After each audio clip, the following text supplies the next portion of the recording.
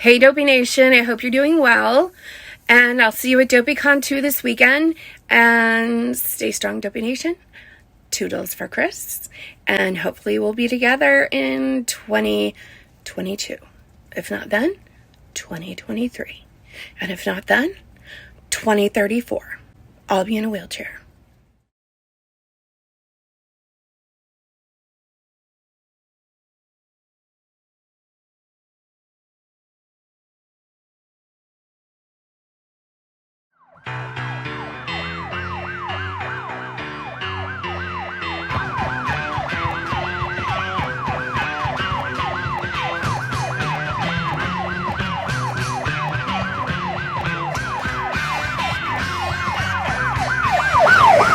Shit, man, we're getting pulled over. Oh shit, roll down the window. You got a cigarette? May I see your driver's license and registration? Certainly. What you doing? Chewing chocolate. Where'd you get it? Doggy dropped it. Carry on.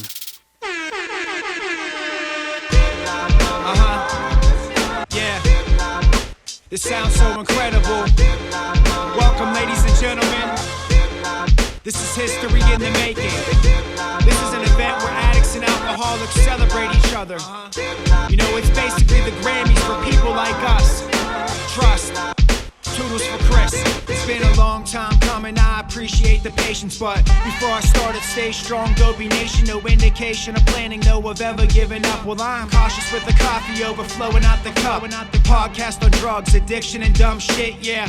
And when we're listening, we never have the blunt lit. There's service in the symbol, go and smash it with a drumstick. Hearing stories of success make you do a front flip. From who we were to now, trust me, no comparison. We're here to get you high without the alcohol and heroin. How do I put this face planted on the pavement? Losing consciousness of what the fuck I'm trying to say is we're here to celebrate the worst decisions that we ever made. And I could act out of anger, but I would rather meditate. Before I self-destruct and make the wrong move, I'd like to welcome all of you to Dopey Con2. We come from nothing, now we're going straight to the top. Dopey podcast, they won't ever stop. We're telling stories about the struggles we embrace. So pay attention and listen, and maybe you'll relate.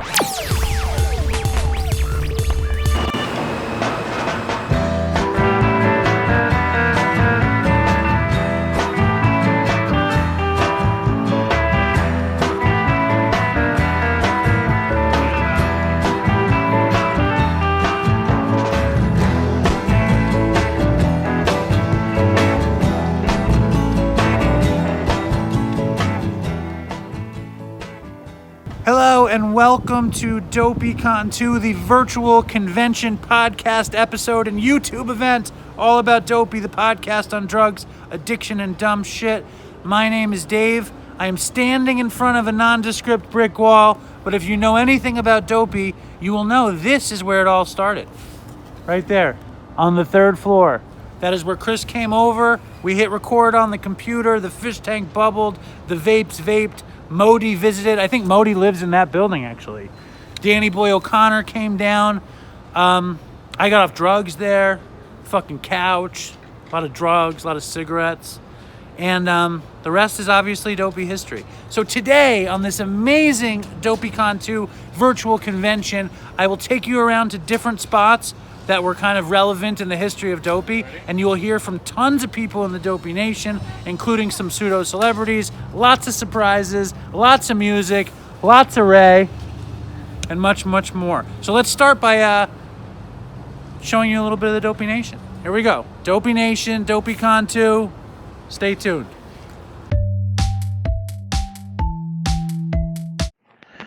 I need a fix 'cause I'm going down to the bits that I left uptown. I need a fix 'cause I'm going down. Stay strong, Dopey Nation. Toodles for Chris and Todd. And keep kicking ass, Dave. Hey Dopey Nation, I'm Annie. And I'm Liz. And we are the Dopey Birds. Stay strong, Toodles, and happy fucking Dopey Con. Hey, it's Rox. It's time for Dopey Con2, and I'm here for it. Stay strong, Dopey Nation. Toodles for Chris. Hey, Dopey Nation. It's Teens from Philly. Happy Dopey Con2. Unfortunately, I missed Dopey Con1 because I was in rehab, but it's alright because I'm still sober. I just had 1 year in September. So, with that, stay strong. Toodles for Chris, and go Eagles. Going for a David Lynch look here. Cunty Dopey Con2. Yeah, Cunty Dopey Con. I'm not allowed to say happy, merry, so Cunty Dopey Con. Hello, Monique here. I am thankful for Dopey Nation, Dopey Zoom. I am thankful for each and every one of you. Thank you for sharing your vulnerability, your honesty, your flaws. Thank you for your kindness and your love and your tolerance. Stay strong, Dopey Nation. Toodles for Chris. Hey, what's going on? It's the Secret Drug Addict here. Just want to say I hope everyone's doing all right and staying safe, and I hope you'll have a fantastic time at Dopey Con, and maybe see you there next year. Look after yourselves. Hello and welcome to Dopey Con2. I'm Dave and this is Ray. Hey guys. And what an honor it is to do a video Dopey convention show. Now Ray, is it a Dopey convention if people can't interact? Is it a Dopey convention if they're just in the thing? We're interacting online. So it's a virtual interaction, and hopefully by the time that you're watching this thing, we'll have figured out a way to let you guys chat while we're watching the thing. Oh yeah, that on those Dopey Zooms, the chat room is gold. So we will figure out a way to incorporate chat while you're watching this. But this is taking away the panache that is Dopey Con2. There's panache in Dopey Con2? Dopey Con2 should just be called Panache 1 because it's so fucking full of panache. We are in my dad's house. This is his dining room. That is the view from my sister's old bedroom, which is now the dining room. This is the jigsaw puzzle he uses to keep from senility setting in, and yet senility is still setting in. I wish you could see the real view. That will show the view. That's the kitchen, the living room. This is where I grew up. And my dad is in the other room, and don't worry, he will definitely be making an appearance. Behind closed doors. I have him close the door so he doesn't hear me, even though I know he's listening. You know, he listens to the show, he's on the show, he can hear me right now, but I need the illusion of privacy. Like you said, Alan, you're like, Ray, tell us about this. And they're like, Alan, close the door. I'm like, what? No, I said, Dad, close the door. I was like, Ray, talk about that time you're 69, the guy's ass on Viagra. Dad, close the door. It was like that. Too late. Yeah, exactly. So, lots of exciting stuff coming up. First off, we have a guest to tell a fucked up drug story. He's never been on the show, but he will be on the show soon. He's actually currently in rehab. He is this hardcore BMX motorbiker named Colin Scummy Morrison. Scummy. Yeah, check it out. Here's the Scummy. This is my homie Scummy, Colin Morrison. Can we just get a quick little... We can, dude. I'm gonna fucking intro. All right. Hi, guys. Colin Morrison, Scummy, Metal Militia, Freestyle Motocross. First of all, happy Dopey Con2 to the Dopey Nation, dude. I'm supposed to tell a drug story, and first and foremost, I'm in rehab right now. So blessed. I wake up every day just so blessed I don't have to wake up without the misery of trying to find my next sack. What am I going to trade to get my sack just to get through the day, dude? Waking up feeling powerful, ready to go on a hike, ready to fucking live life with nothing in my system with my boy Andy. It's a blessing, dude. But here's a story that comes up in my head when I think how bad it would get. I did Evil Knievel days for motocross. I had to jump like a 200-foot jump. They paid me a lot of money to show up at this event. And for a lot of people, and since I was 16, that would have been a dream of mine to do something like this. Anyways, I was so strung out on heroin at the time. I hid, and it was just something survival. I hid like 2 grams of heroin in my pants. I cut it, just all kind of tweaky, hid it in there. Went through the airport. Could have got busted, whatever. Right when I landed, the only thing I was thinking, not I have to jump a 200-foot jump, is like, I'm going to go smoke. So I went in the airport, smoked it. Smoked the whole, this sack was supposed to last me through the whole weekend to make me survive to do this big jump. I smoked it all the first day. I had to do this big parade for all the kids the next day and do autographs. I ran out of drugs, so I resorted to my buddy that had crystal meth. I don't even like crystal meth. I got spun out. Then I got drunk. I blacked out. Anyways, I got arrested. I woke up the day of the jump in the parade in jail, tripping, sweating, had no idea where I was at. The promoter picked me up, so pissed, but I was the only guy to do this jump, so he knew he had to, I had to pull it. I missed the parade. All the kids were bummed. So I show up, just getting out of jail, dope sick. I had to get on this bike and jump a 200-foot jump, sweating. It was pretty Motley Crue, actually, getting, it was fucking whatever. I thought it was, at the time, it was pretty heavy. I did this 200-foot jump, and as I landed, I was on this borrowed bike. The back tire locked up right when I landed. And if that would have happened when I went off the jump, I would have been dead. And at the time, I didn't even think about it. Oh my God, I just escaped death, whatever. And then I did some more crystal meth, which I didn't even like the day before, just to get through the day. It was the worst trip of my life.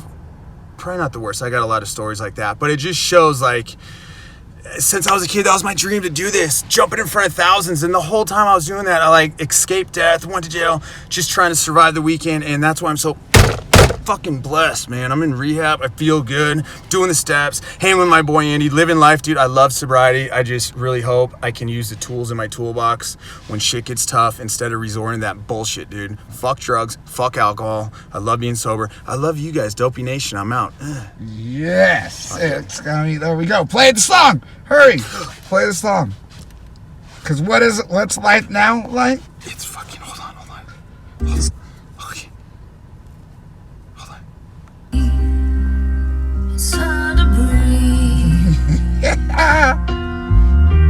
Now and then, life is beautiful being sober. Yeah, that's right.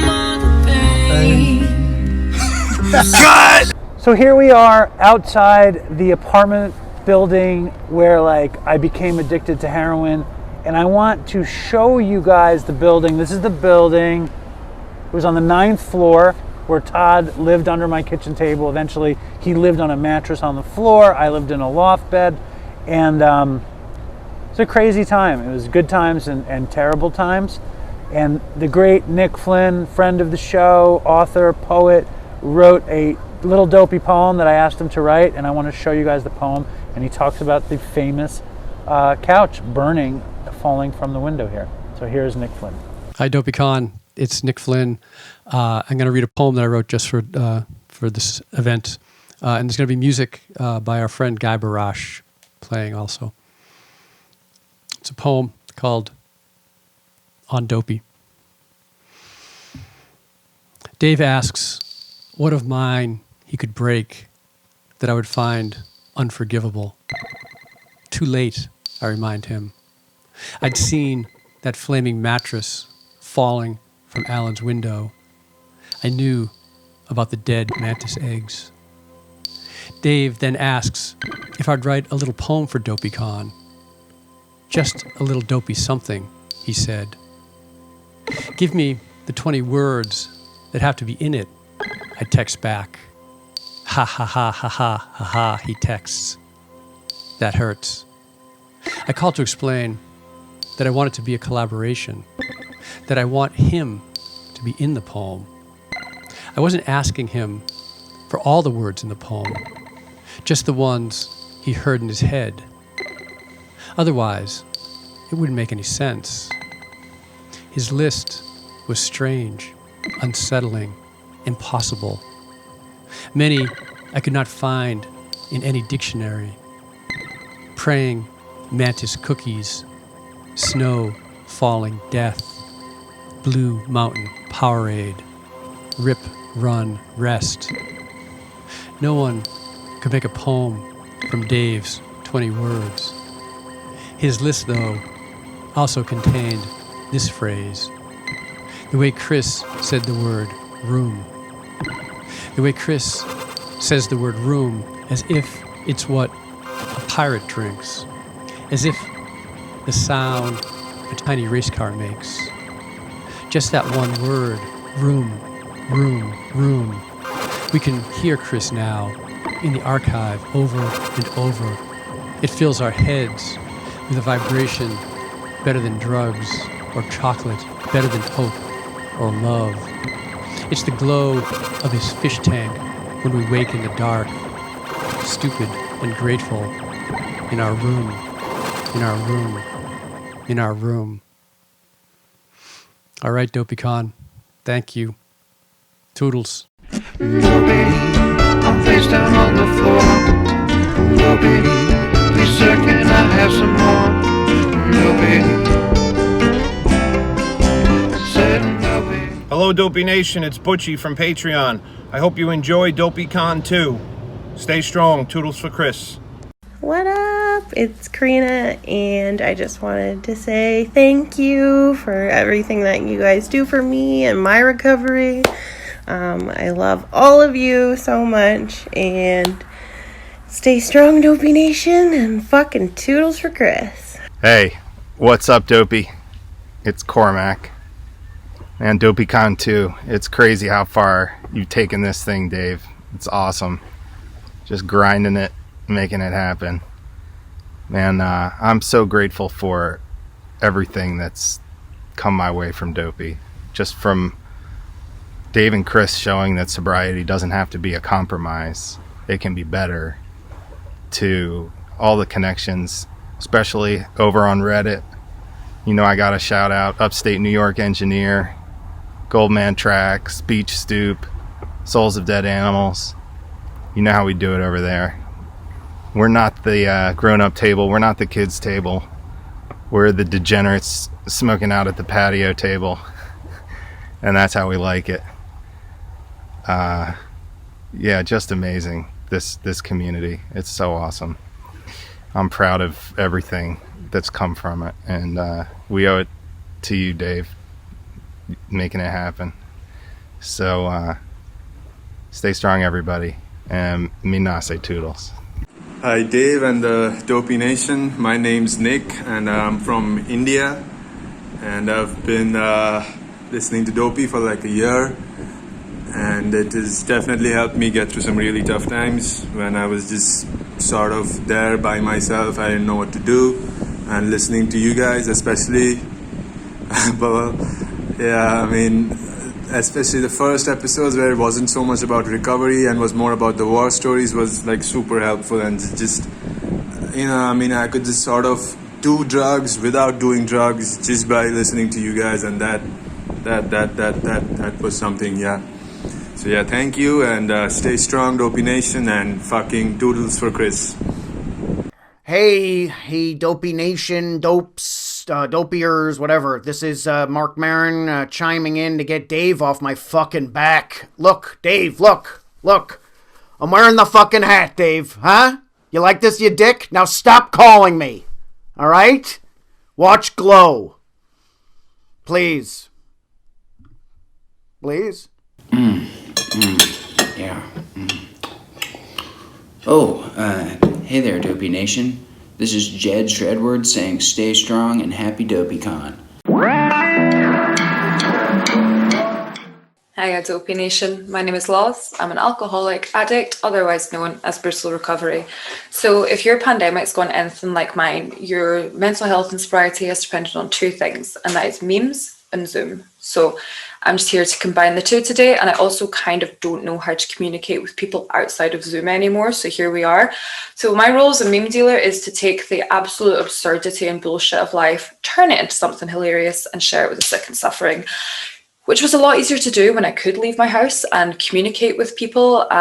So I do want you to remember a time in your life when you could meet new friends, go on dates, enjoy social gatherings, because that is what inspired this series of mine called Unspiritual Bullshit. I want to say to well-meaning cunts who do not know the first thing about addiction, but feel obligated to say something anyway. So I feel like we have a really standard bank of phrases with these sorts of conversations. There's the classic, you know, oh, but can't you just have one or two? There's the very American, oh, but will you toast with champagne at your wedding? My favorite is, oh, heroin, well, that's the one thing I'd never try. And I think every single one of these conversations has always gone back to, well, everyone's addicted to something. So this is a conversation with a very specific type of Jessica. Also, apologies to anyone called Jessica out there. I just chose it because I thought it was the most normal sounding name, but in the process hurt many a Jessica, so my apologies. But this fucking Jessica, she wants to commend me on my sobriety because she thinks that it's sexy and trendy and cool, which is something I just find really, really funny. She's talking about it like it's that moment in time when everyone went gluten-free, you know. And I'm like, not, oh my God, I just love mocktails and talking about the skin benefits of not drinking alcohol, sober person. I'm like, wow, there was a time in my life where I couldn't remember the last time I sucked cock that wasn't for drugs, sober person, you know.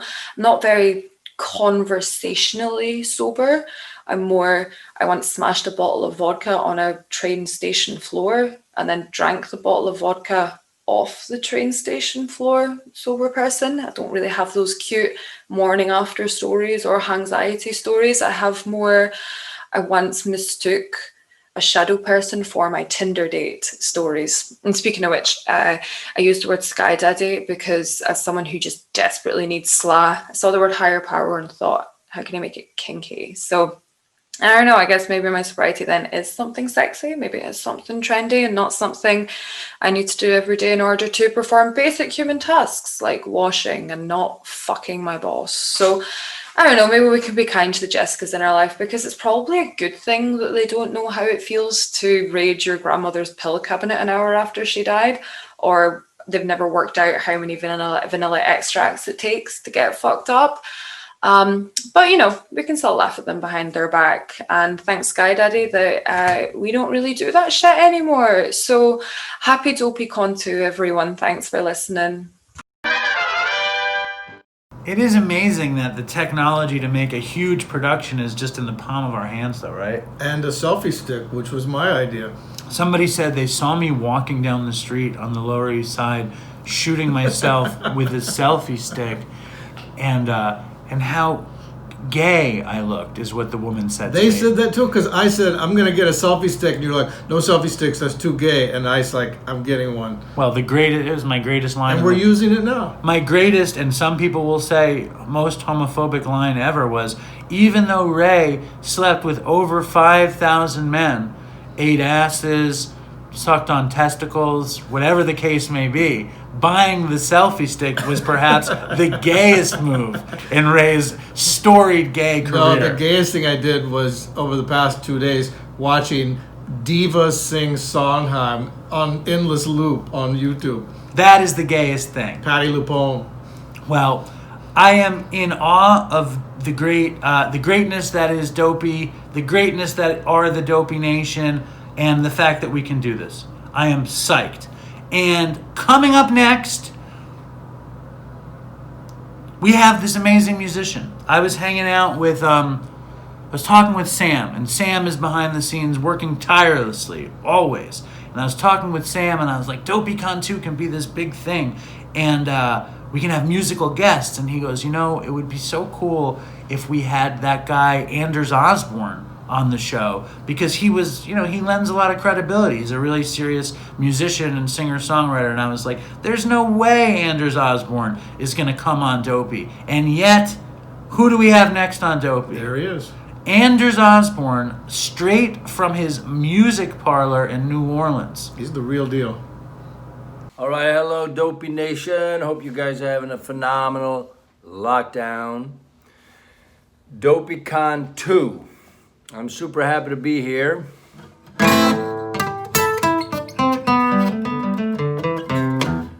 I forgot to introduce myself. Anders Osborne, and I'm in my music parlor here in New Orleans. So Dave wanted me to play a song about addiction. So I got a tune called Mind of a Junkie. So I hope you enjoy it. Stay strong, Dopey Nation. And then I guess I'm supposed to say something like, fucking Toodles for Chris. I usually don't cuss, so.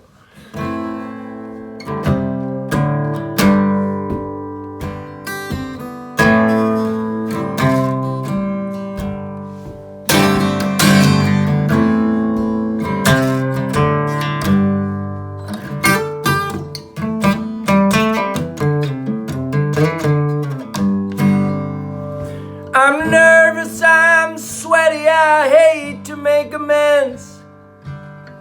A bunch of opinions, but I'm always on the fence.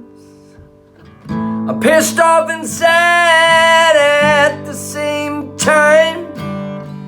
Please somebody save me from my crazy mind.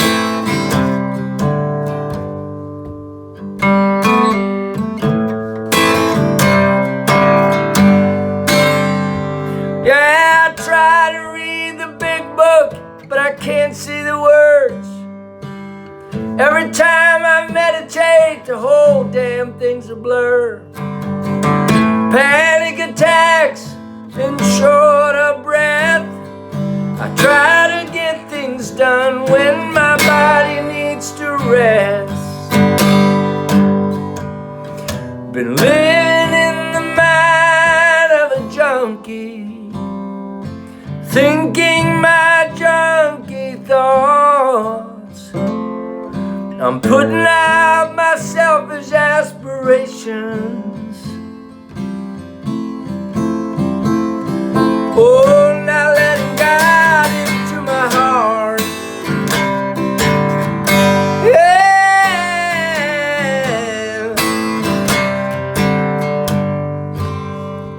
Well, I don't pick up the phone and I can't sleep.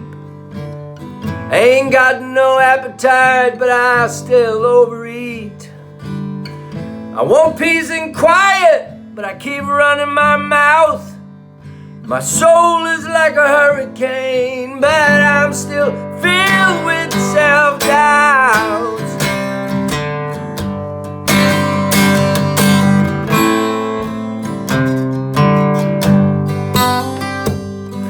I hate the way I look, and my ego's always bruised. I isolate myself, and I get some more tattoos.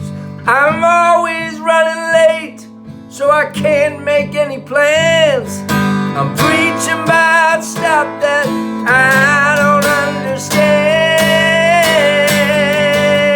I've been living in the mind of a junkie,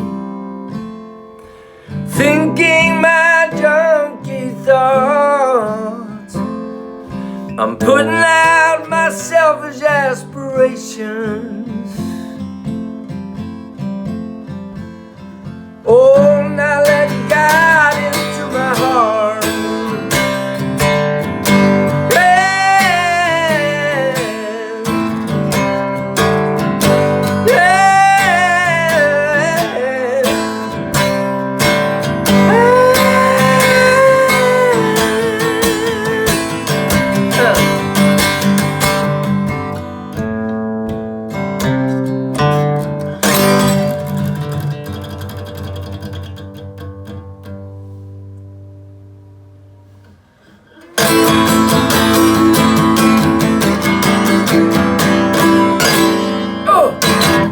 There you go.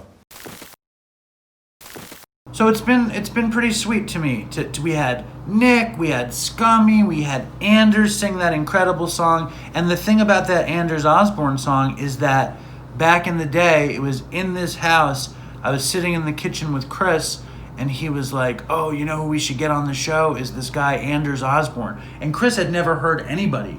So the fact that he knew who Anders How Osborne... did he know who he was? Because his song was called Mind of the Junkie. Oh. And the song was so descriptive about what it is to go through withdrawal. And Chris was like, he'd be perfect. So I know Chris would have been really proud we had him on the Dopey Con2 and on the show. Yep. I don't know if I told you about this, but a few weeks ago, someone in my elementary school decided to set up a Zoom meeting. Oh, yeah, you told me. From our elementary school. It was the elementary school Zoom. And I was pretty nervous and hesitant about doing it. And I was putting Susan to bed.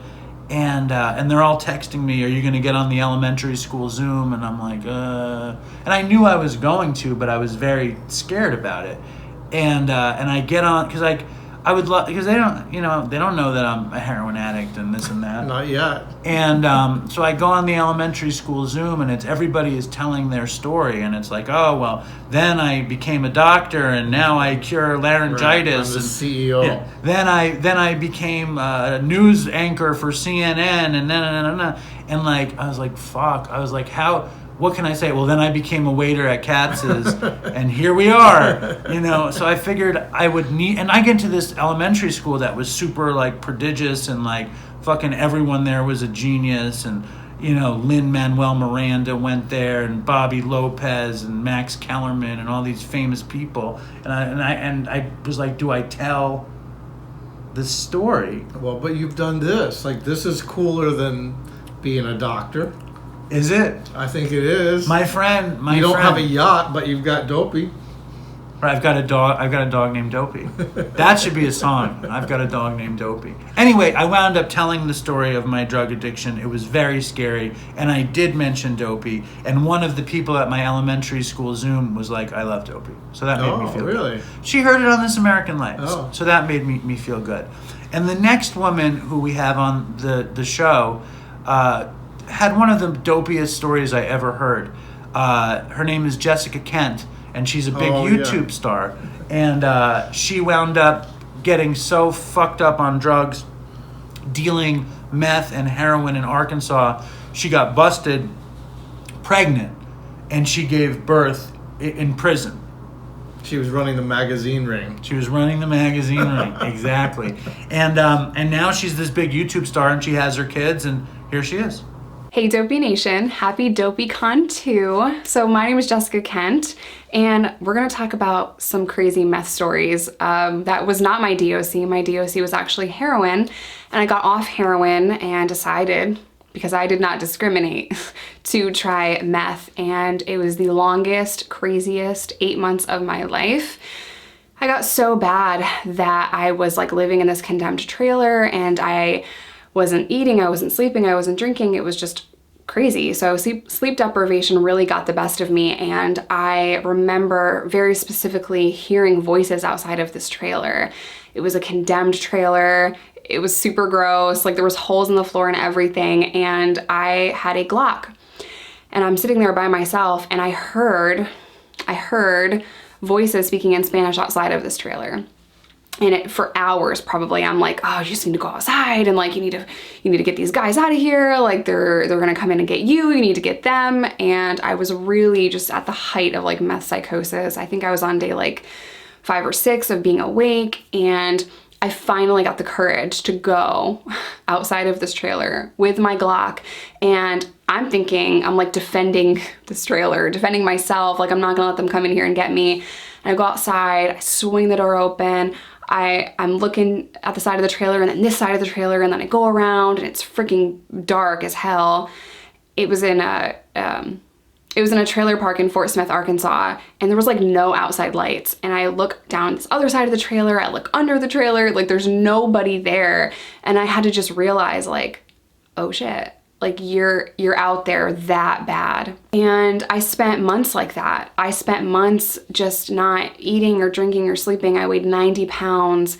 And eventually I got arrested for possession of meth with intent to distribute, delivery of meth, and simultaneous possession of drugs and a firearm. And I got sentenced to 5 years in the state of Arkansas. And you know, it was the biggest blessing for me because I was so sick and I could not pull myself out of it. I needed an intervention in that way. I needed to be locked in a jail to not get meth, not sell meth, not do meth anymore. I had to be physically removed. And it just so happened that I was 3 weeks pregnant and had no idea. So my daughter was born while I was in prison.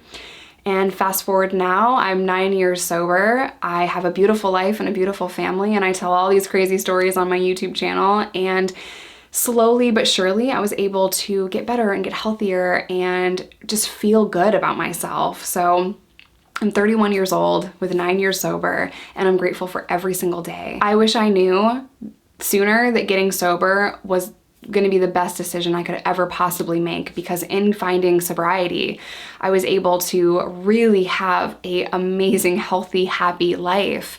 I was so broken and so depressed and so out of my mind that I almost even took my own life in that same trailer in Arkansas. It all somehow feels like a bad dream. If you're listening to this and you are still struggling in addiction, you are stronger than you know, and you can get out of it. Bye, you guys. Get ready for Dopey Con2! Graves went to the first one, and I'm coming to the second one, and so should you! Goodbye. Hey Dave, hey Dopey Nation. So glad to be at Dopey Con2, even if it is in this virtual world we live in. This is Katie from NorCal. Just wanted to wish everybody the best, say I love you. And Toodles for Chris. Peace and love for Todd. Love you, Dave.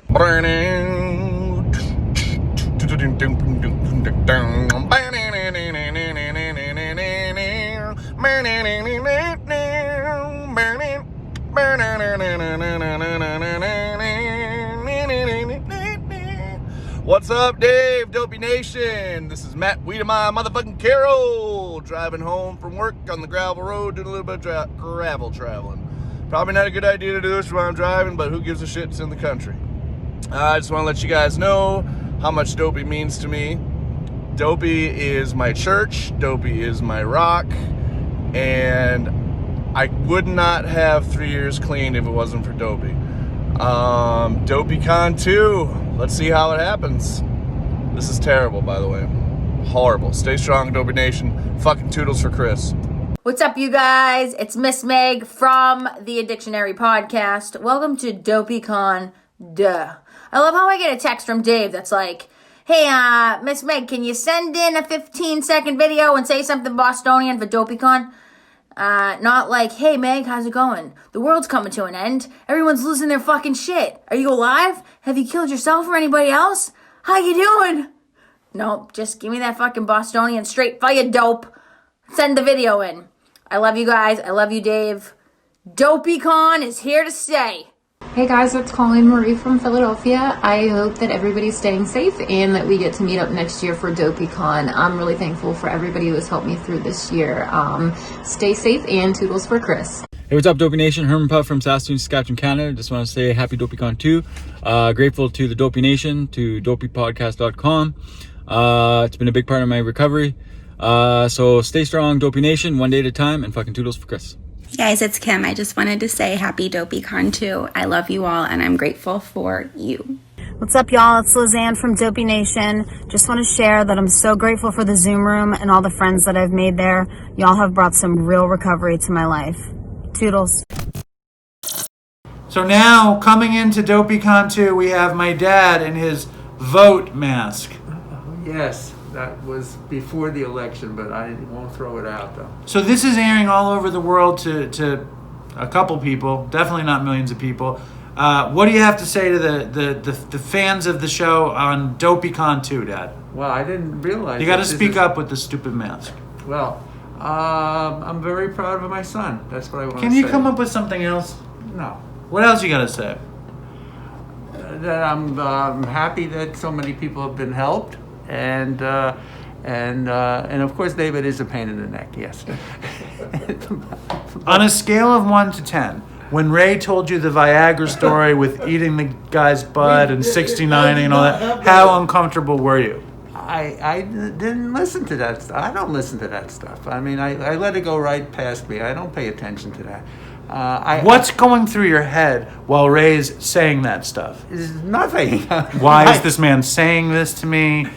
No, I wasn't even thinking about it, though. Well, what were you thinking about when you're in the kitchen? It's a small, narrow kitchen, and Ray's pressing towards the back window, and you're standing there kind of nodding. Like, is it like if a homeless man came up to you and said something crazy? What is it like for you? I was perfectly fine. Ray, it was not a problem. It was not a problem. I'm not asking what was a problem. I'm saying in your head, this is a strange conversation. What are you thinking, Dad? Well, you don't remember too many things about my past, but I did teach sex education to junior high school kids. Was there a lot on Viagra and 69ing in the butt back then, Dad? Zero, nothing. We did not say anything about any of that. Do you remember Jessica Kent? She's the woman who got pregnant and went to prison and had the baby in prison. No, I don't remember. No, that's great. That's terrific for the show. It's going to be a very exciting show, Dopey Con2. Dad, are you going to watch it with the Dopey Nation? Well, the point of the matter is, I mean, this is already on right now, but of course I'm going to watch it, but I have to know the exact time. I mean, did you mention that before? Why? If you know that they're watching it now, why would you mention it now? Well, then how am I supposed to know if I'm seeing myself right now? You're definitely seeing yourself right now. Up next, we're going to hear... Should I take this mask off? What do you think? Well, if you would be willing to take the mask off, quick. That's it. Well, do it so you can be heard, not so they can see you. Take the mask off. There's a good chance that I kill Ray and my dad. It's not good. Yeah. Where are you going? You got to finish the tape. You're panicking. As soon as she said kill, I left. Up next, coming straight out of England, international DJ Fat Tony. Ah, I remember Fat Tony, yes. Do you remember that you wanted to predict the 5 millionth download? And Dopey Nation folks, if you want to make your own prediction and see what you could possibly win, send us an email at This is another contest that you're giving out prizes. Speaking of which, Jenny, whatever your name is, here's your socks. I'm mailing them out on Saturday. I stopped going to the post office, but to Saturday, I'm doing the biggest shipping of all. Okay. Saturday. It's happening, 100%. So what is your prediction of the 5 millionth download? January 4th, 8 o'clock at night. That's it. What else do you have to say to the Dopey Nation? No, and it depends upon how many people watch Dopey Con2 also. I mean, there's a lot of math involved with this prediction. Well, it's good that you're so good at math. Yes. I almost hit the 4 millionth on the nose. He said he almost hit the 4 millionth on the nose. Right. Thank you, Dad. And here's DJ Fat Tony. I thought I'd give you a little bit of disco. Hi, Dopey. How you doing? So, you want drug stories? I only have a few. I remember one time that we'd been out for about 3 or 4 days and I was with my friend and we went back to his house. He lived just off a place called Oxford Street in central London, and it's right in the centre of the shopping sort of district. And we'd been in his house taking ketamine for 2 days, and I had this really bright idea of like looking out the window and going out, because it was like, oh my God, let's go out. And we were out on the nuts on K, and there was a haberdashery shop which sold like hardware store. It wasn't haberdashery, it was a hardware store, and that was next door to where he lived. And we were looking in the window, and it was like the most magical Christmas store. It was like everything was like, I was like, wow, look at that. And these 2 police officers walked along the road to us. One of them was like, he came up to us and was like, excuse me, are you on K? And I was like, what? And he was like, are you on K? And I was like, why would you accuse us of being on ketamine? Why would you even ask that question? And the police officer was like, what? And I was like, why would you? And I started to really get over dramatic. My gay ADHD had kicked in. And, which is like ADHD, but a gay version. So basically, I was like, what do you mean? Why? And so the police officer made me sit on my hands on the floor. He was like, can you sit on the floor? Sit on your hands. Because I was like, bleh. And he was like, why do you think we asked you if you're on ketamine? I said, you came up and said, are you on K? And he was like, I came up and asked you if you were okay. And I was like, oh, and we both got arrested. So there you go. That's your drug story of the day. I'm out of here. I love you, Ray. I love you too. That's not you, really? Of course. On a scale of 1 to 10, how much would you say you love me? 10. That's nice. I appreciate that. And how much do you love the Dopey Nation? I love the Dopey Nation. Everyone knows that. And how funny is it how reluctant and resistant you were to participating? I fought it. Dave asked me, and I was like, I'm never going to do that. Tell the whole story. I like that story. He asked me just after Chris died, come on here, and I'm like, I was at work, and my coworkers were like, that guy just died. If you do this... You said yes, though. Did I? The night before, you said yes. Yeah. And I'm walking from the train to the house, and he texts me, I'm not doing it. Yeah, because I'd gotten so much flack from people I knew. They're like, do not do that. That's not a good move for you. And then what happened? Tell the story. Then we went to West Virginia. Then you asked me to go. Then like a year later, you asked me to go to West Virginia, and we recorded a show on that trip, and it was really fun. And then we did Dopey Con, and then I started doing it like once a month. And hasn't it been such a glorious part of your life? It's been a great part of my life. It's been your 1 year. sad, My sequestered, sad, lonely life, sex-filled life. And we just did a Dopey Patreon Zoom. And half of the Zoom was saying that I sexualize Ray too much. Oh, yeah. A lot of people were like chastising Dave and standing up for me. It's like, I think... Like, I don't care. The great history of Dopey is that Chris did it, my dad does it, you do it, this holier than thou. Oh, Dave's gonna get me. And then we're like, I need to help him. But in reality, they love this shit. They wouldn't do what they do if they didn't love it. Admit it. I keep coming back.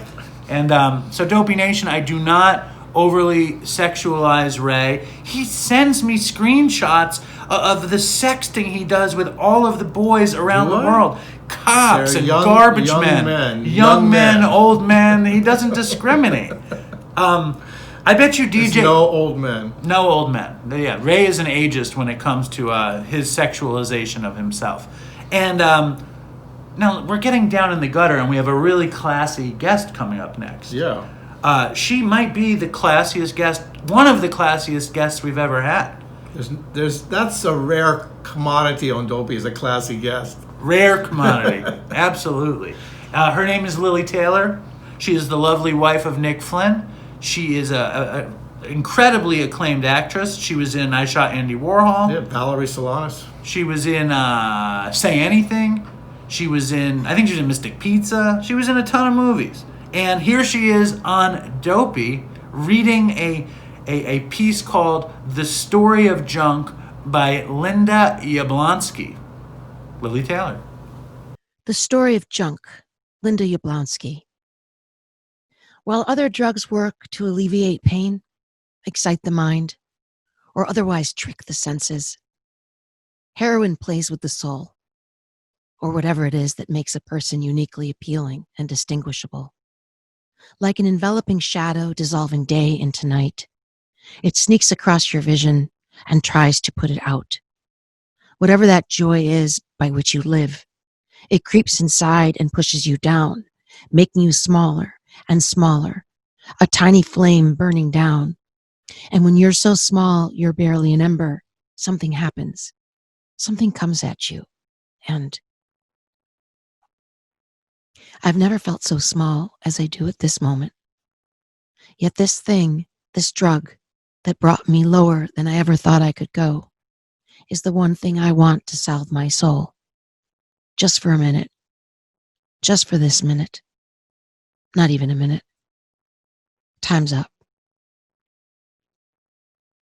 I fix my eyes on a painting.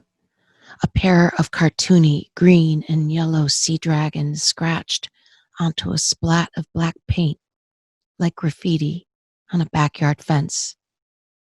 Purple drips inch down their middles. Yellow beads radiate from their spines.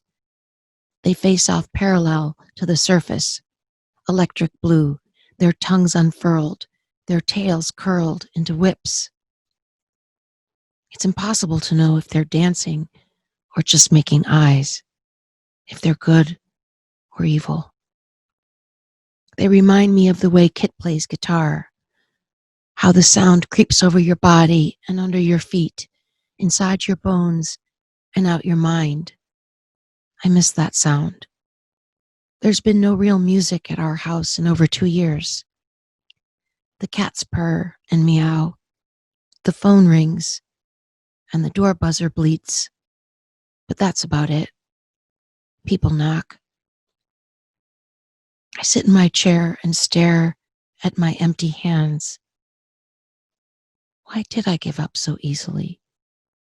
Who is this sitting in my skin? That D. That devil D. It got in my life, and it got in my mouth, and threw itself over my senses. It thinks for me. It breathes for me. Fucks for me. Master and servant. It lives for me. It lives.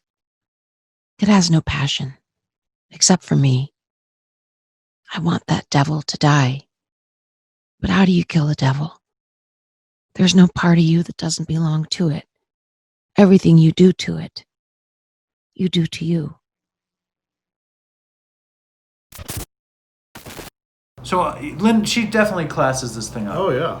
And this guy, I think he gives it a lot of you see him. It's Robert Iler from The Sopranos. Oh yeah. And he tells a fucked up story. Here we go. Robert, don't call me AJ Soprano Iler.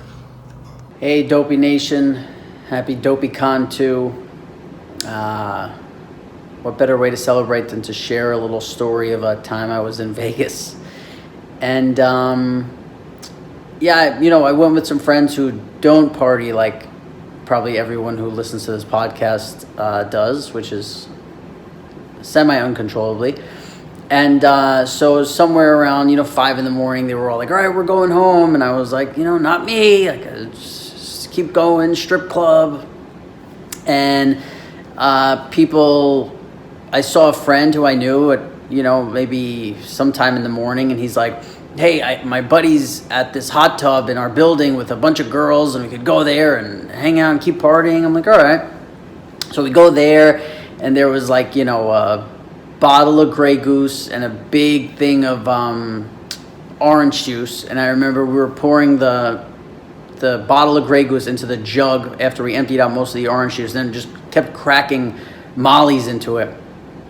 And we're all sitting around drinking it and having a good time. And then somebody's like, hey, we got to get out of here. And somebody's like, we have 2 cars that'll come take us to my house. This guy said, we'll go to the house. We're like, all right.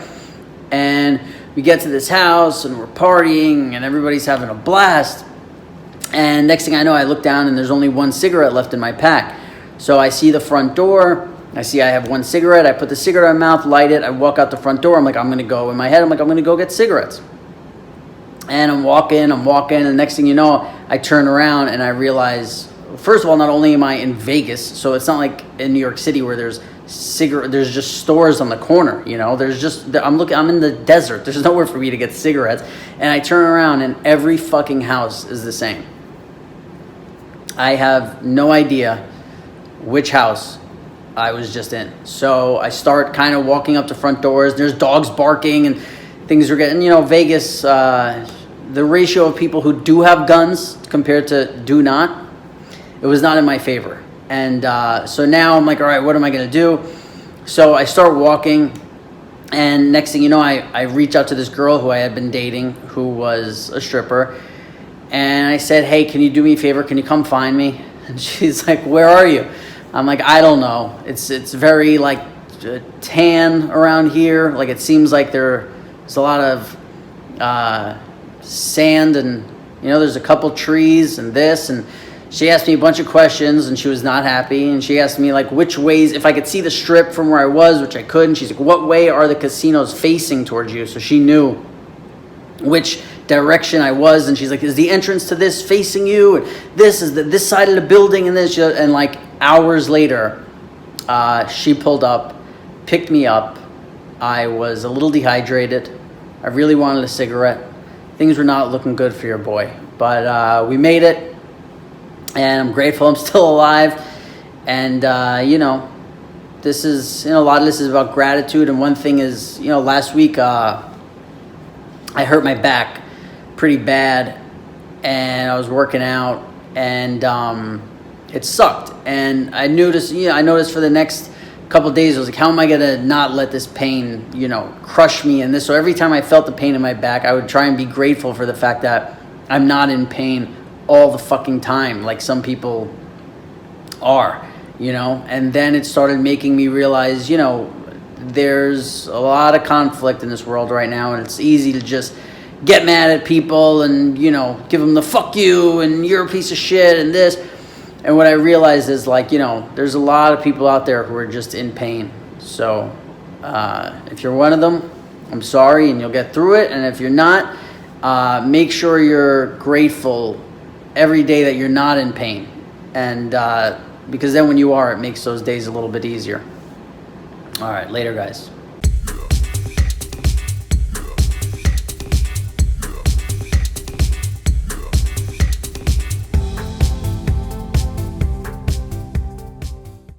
Fuck the cops. I never sent in my fucking parking or my running the red light ticket, which is terrible. This is CVS. I miss smoking cigarettes. That's Punjabi. You want to see Punjabi? That's where I used to go all the time. Every day I would get my Indian food at Punjabi. It's over there. Any New Yorkers know about Punjabi. Yeah, this is Houston Street. There's Katz's. Ta-da. This is Houston Street. Anybody who's never been to New York here, what's up? You get to see it in Dopey Con2. I hope you guys are enjoying the show. Next year, we're going to do it for real, in person, and hopefully you guys will be there. What's up, Dopey Nation? What's up, Dave? This is Scott Wick. Dopey Con2 twin. It's going down. Toodles for Chris. Peace and love and time. Let's go. Hey Dopey Nation, I'm Ish. Happy fucking Dopey Day. Stay strong and toodles for Chris. Hello, Dopey Nation. This is Stephanie Whittles-Wax, host of Last Day Podcast, and I just want to pop on and say Happy Dopey Con2. I am so grateful for Dave and your entire community. And in closing, I just want to say, stay strong, Dopey Nation, and fucking toodles for Chris.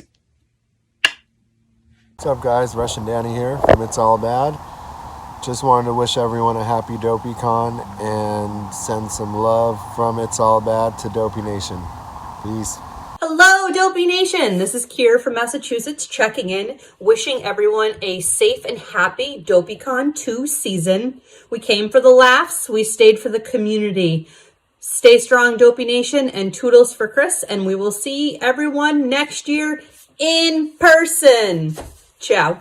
What it do, Dopey Nations? Your boy DJ, aka Don, coming to you from sunny North Hollywood, California. Wishing you all a very happy Dopey Con2. Glad everybody could make it. Hope you all are staying clean, staying sober, staying safe, and staying grateful. Peace out and fucking toodles for Chris. What is up, Dopey Con2? Woo! Wish I could be there in person. Wish I could be fucking anywhere in person. Hi. Dave wanted me to say a couple things that I hated and a couple things I was grateful for. So things I hate fucking ham. Ham is disgusting. And it's not because I'm Jewish. I'll eat bacon like a boss. Ham is gross. I don't care if it's spiral cut. It's fucking gross. I don't like hypocrites. I don't like phonies. I don't like the PC recovery please. You can suck my dick. I don't like olives. Things that I'm grateful for. You guys. The chance to write a second book. My dad. Colonel Puff Puff. My health.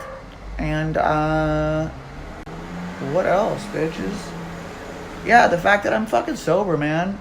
That coke and meth ruined my fucking life. Still stupid because of it. Seizure City! Smell my finger. I love you guys. Stay strong, Dopey Nation, and toodles for Chris. What up? It's Hot Wheels on location from the hospital as usual. Sorry I couldn't be there, but nobody else can be there either because of COVID. So this is more like Dopey Con 1.5 than 2. Yeah, shout out to all the normies, not normies, fucking regulars. People listen to the show, you know what I mean. Dave, love you. Thanks for putting this shit together. Can't wait to see it live on the internet or whenever the hell it is. I can clearly see I've overshot 20 seconds, but you know what? I don't give a fuck. I'm clean today, and I hope you all fucking have a Merry Christmas and Happy Hanukkah and whatever else there is to celebrate. You need to call somebody? My number's out there. And then there's Wednesday night. Find me. Oh, yeah. Fear the beard. Fear the beard. Hey everybody, happy Dopey Con2.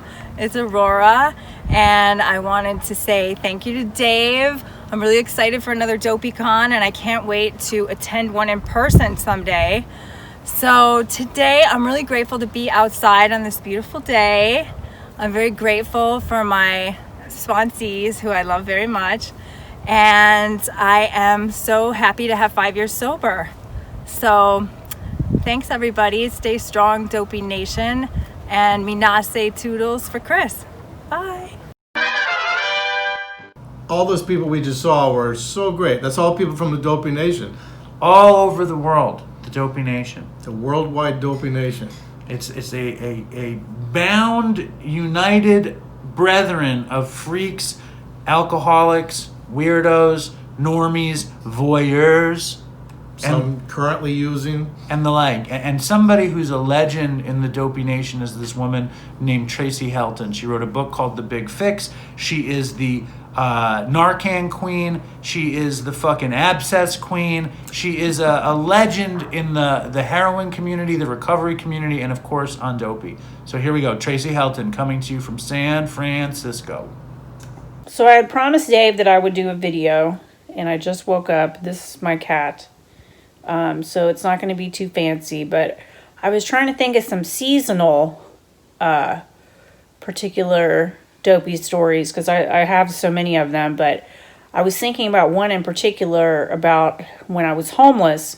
So I was homeless, and this time of year, before COVID, it was actually a really good time for panhandling. So I used to live in this encampment with this guy named Mike, and Mike, I don't know how he got them, how he acquired them, but he had teeth that were literally green and rotting out. And so we lived in this, and he had red hair, so you can imagine he was quite a sight. And we would live in this doorwell that was down by the Macy's in Union Square, so it's where all the tourists would be, and at nighttime it'd be this totally different world. So there was me and Mike, there was this guy Dean who would always overdose, and we'd have to save him from overdosing, and then his other campmate who was a drag queen who, you know, would look super butch all during the month, and then when he'd get his check at the first of the month, he'd be wearing dresses, and that was just his tweak. So it was like this really crazy world. So we had borrowed a blanket from Dean one time, and I ended up getting lice really bad, like to the point where I remember panhandling at one point, and I was just like pulling different types of lice off of me, where I think I gave up because, you know, I was high, obviously, at like a couple hundred. So I was mad at all of them. I didn't want to camp with them anymore. So I started camping with different people. And I had a little problem on Thanksgiving, which is where I had accidentally burned some of the people I used to buy drugs from by taking some of their drugs and running off with them and not paying them. So they were a little angry with me. So on Thanksgiving, I had ran into Mike, and I had asked him if he would be willing to go and acquire some drugs for me with my $19. And needless to say, my Thanksgiving story is about Mike burning me for my $19 on Thanksgiving, and me walking around dope sick, because apparently drug dealers celebrate holidays. Who knew? And that story was very sad one, where I don't think I ended up getting well until the next day. So not only did he drop a cooker of mine, but then he burnt me for $19. And I've seen him, I think, one more time since then, and it was, 20-something years ago. But I've only lost a couple bags in my life, and I've only been burnt a couple times in my life, and I will never forget them, even though I've been sober for 22 years. Salubrious Dopey Con2. Thanks, Dave, for everything you do and have done. Stay strong, Dopey Nation. Toodles for Chris. Hey, Dopey Nation. This is Lacey from the podcast Sober Company. I am here to wish you a happy Dopey Con and oodles of Toodles for Chris. Mwah. What's up, Dopey Nation? Mike from Michigan. Just want to check in and say what's up for Dopey Con. Make sure y'all are being kind to each other. Stay strong and Toodles. I'm grateful for the fuck shame, busting power of the Dopey Nation. This is Caitlin Ocean coming at you from West Virginia. I love each and every one of you guys. Toodles for Chris. Hello, Dave. Hello, Dopey Nation. It's Mick here, sending you a message from my garage. Wishing everybody a happy, whatever the fuck it is you're doing. I hope you're happy. I'm standing here in my garage, doing some woodworking and listening to Dopey. Fuck it, what more could a man want? Stay strong, Dopey Nation, and fucking toodles for Chris. Love to all. Hey Dopey Nation, Dr. Drew here. I want to wish everyone a happy and healthy and safe Dopey Con2. I've been around Dopey Nation for a long time. In fact, I treated Chris back at Los Encinas Hospital many years ago, and we miss him very much. The devastation at his passing, I can barely express. But it's been great to see that Dave has kept Dopey going and how far it has come. So, stay strong, Dopey Nation. Hey, this is Jed from Church and Other Drugs. Happy Dopey Con2, Dopey Nation, and Toodles for Chris. Yo, yo, yo. Happy Dopey Con2. This is Louisa, international DJ extraordinaire and co-host of Sober Sex Podcast. Stay strong, Dopey Nation. Namaste.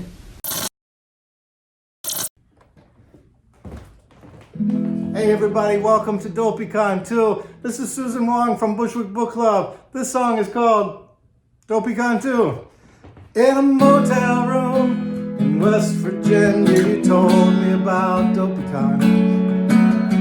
Then we drove up to Quincy's house and the rest is history, oh, but history's unwritten. By the time I got to Dopey Con, there was 100 people strong.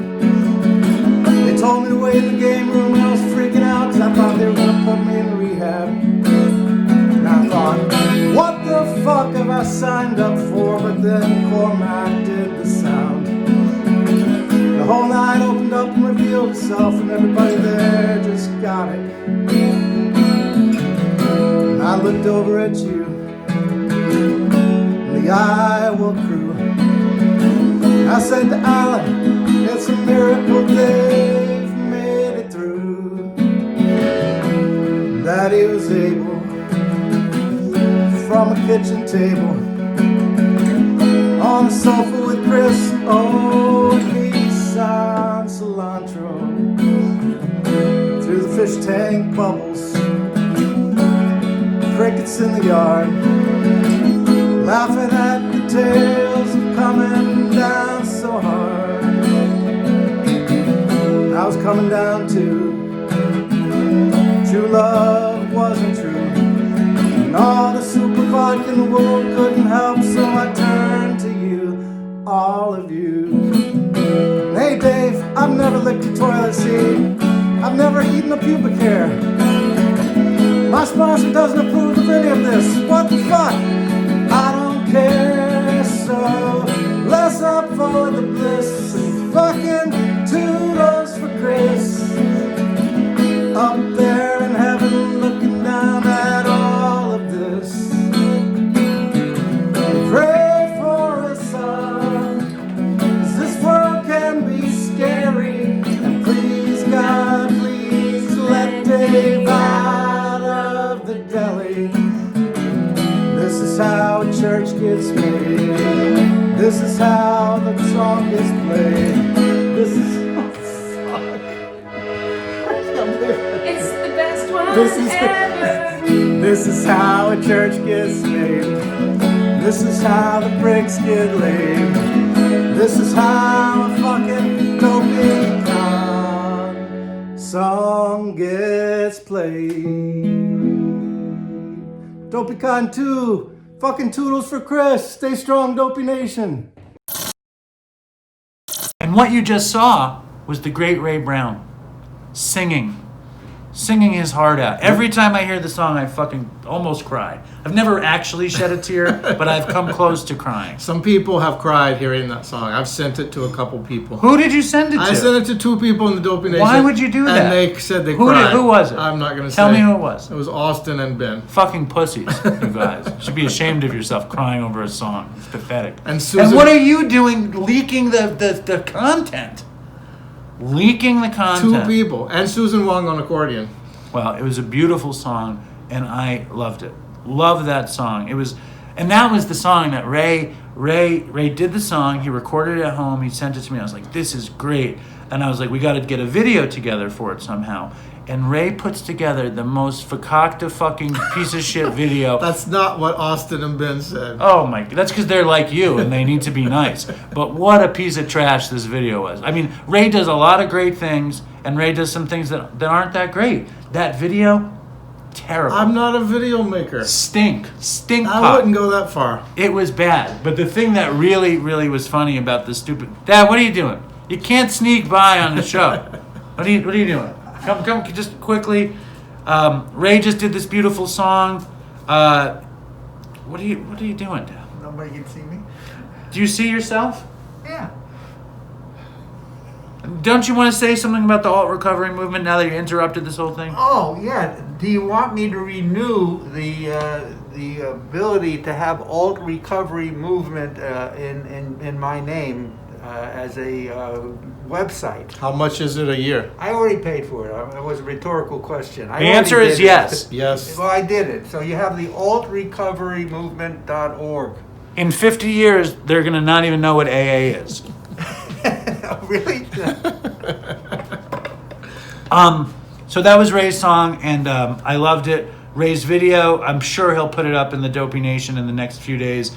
Don't tell him it's good. Judge for yourself. And then I'm sure you guys saw the incredible opening video that my friend Brad made, and I showed it to Ray, and he was like, I can't believe you stole my idea. And then you were like, if you're looking for dopey imagery, we're fishing in the same pond. Yes, the dopey pond. It's a very small pond. Coming up next, YouTube, point at this thing. This thing. Here, where do you point? There you go. There. What? There. You got to point at the camera so it looks like you can see it. It's like you. You. Coming up next is Mike Malak, star YouTuber, boyfriend to Lana Rhoades, co-host to Logan Paul, author of The Fifth Vital, Mike Malak, and he's a great addition to the Dopey Nation, and he tells us a story, and here it is.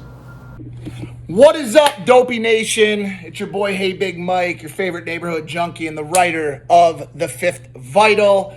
You guys are watching Dopey Con Part 2 right now, and the homie Dave hit me up and said, yo, would you want to provide a drug story for our listening entertainment for this event? And I said, there's nothing I'd like to do more. Now, I'm sure some of you have read The Fifth Vital, so you may already know this story. The year was 2008. I was still heavily addicted to crack cocaine, as well as many other drugs, methadone, Xanax, OxyContin, and everything else under the sun.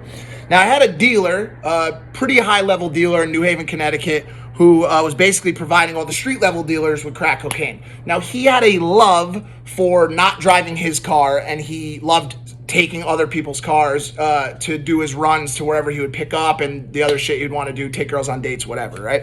At the time, my grandmother had helped me get a 2008 Infiniti G35 Coupe. Beautiful fucking car, just sparkling clean, real nice. Of course, I couldn't buy it myself because even though I was dealing at the time, I was sniffing all of the profit, breaking one of the main crack commandments. As you guys know, that story I'm sure pretty well. So anyways, Toper, as we'll call him today, takes my car one night and leaves me with 7 grams of glistening crack cocaine that he just cooked up the night before. Now, that day was also special because it was the day of the month that I would be picking up my Xanax prescription. So, of course, I had gone to my favorite pill mill doctor earlier in the day, and he had prescribed me 91 milligram footballs that were meant to last me throughout the course of the month. 3 footballs a day, of course. Now, Toper had taken the car, and for the entire night, me and my friends sat in our little crack den in New Haven and smoked an entire quarter ounce to our heads. Toper decides to bring the car back around 1 a.m., and so I say to myself, now seems like a good time to flip the script and let's start taking this show to the end zone with the footballs, right? That's when things get a little bit blurry, so it's a little hard for me to tell you exactly what happened between the first sniffed Xanax and when I woke up in a riverbed in the Infiniti. I drove the car through 2 telephone poles, a guardrail, woke up covered in blood with people yelling down from the highway, Sir! Sir! Are you okay down there? Craziest part of the story, I end up at Yale New Haven Hospital. The cops and all the paramedics thought that I was intoxicated because I'd smashed my face on the steering wheel and was covered in blood. And, that was part of the reason why I was, not coherent. But also, when I looked at my prescription that I had got earlier that day, there were 2 footballs left. 88 1 milligram footballs in one night between me and my 2 friends. Somehow I was able to survive not only the just copious amount of drug use, but also the driving off a cliff into a riverbed. Wild night. And of course, the wildest part of the story is I then got clean 2 years later, and have lived an incredible life ever since. Have been able to help a ton of people who are in a situation like mine. And I know I make light of it today for your guys' entertainment, but it definitely was not a fun part of my life. Taught me a lot of things, and here I am now doing much better, over 10 years clean off of opiates and every other drug under the sun, and talking to you guys at Dopey Con2. If you're watching this and you're still struggling, the day I got clean was the best day of my life, and it's been nothing but upward trajectory since then. It hasn't been perfect, but it's been great the entire time, and I would recommend getting clean to anybody watching this. If you're in recovery, keep it going, keep crushing, and also, I don't know, if you really care about these stories and you want to hear more, read my book, The Fifth Vital. It's filled to the brim with more stories like this one, more gruesome action, and other than that, guys, stay clean, stay sober, and keep enjoying Dopey Con2. I love you guys. Peace out, Dopey Nation. Love that Mike Malak is involved with our show. And his book, The Fifth Vital, was really great, but almost as good as my new book, Dopey Lunch, coming soon. So check it out. Again, Dopey Lunch. Who wrote Dopey Lunch? I did. Oh, it's coming soon. Big time. Up next, I love the meme community. I love the recovery meme community. And I screen capture those off of Dopey Zoom. We had brutal recovery earlier from Scotland, and up next we have fucking sober, who I love this guy. His name is Max, he lives in Belgium, and he's fucking sober. Dopey Lunch. Get it. Barnes & Nobles. Dopey Lunch. Hello, Dopey Nation. My name is Max, and I'm fucking sober. I'm also an alcoholic in recovery, and evidently a ski bum / terrorist. Dave asked me to give a presentation on one of my favorite memes for Dopey Con2. So yeah, I make memes and post them to the account fucking sober on Instagram. And let's get started. Yeah, I'm sober. I am sober. What's going on here? This is looks like a teenager from like 1978. He's got an orange belt in some martial art. Anyway, I like him. He's into it. Yeah, I'm sober. Saved from occasionally fun, but generally horrifying alcoholic misery. True. Open to the idea of sex with someone, anyone again. Fair. Basking in the sunlight of the spirit. That's a nod to program literature, and that emoji, I love it. It looks like he just said something cringe and he's dealing with the aftermath of it, which is exactly what I'm doing right now. I'm going to be making that face. Exhausted by 9 p.m. daily. Absolutely true for me. The life beyond my wildest dreams today is not wild and crazy and insane. It's the fact that I have a pretty mundane life in the suburbs, and I actually enjoy it. That's what I prefer. And what's the last one? Reminding people I don't drink at every opportunity. This used to be, I don't know if this was true or not. Maybe I did, maybe I didn't. You have to ask people I know. I feel it. I still think it a lot. Like, oh my God, I can't believe I just did all of that sober, especially at work. Like, wow, I don't get drunk to forget this stuff anymore. So there you have it. I hope I didn't completely remove all humor from what I hope was a humorous meme. Anyway, we shall end this. Happy Dopey Con2. Stay strong, Dopey Nation, and Toodles for Chris. Thank you. Bye-bye.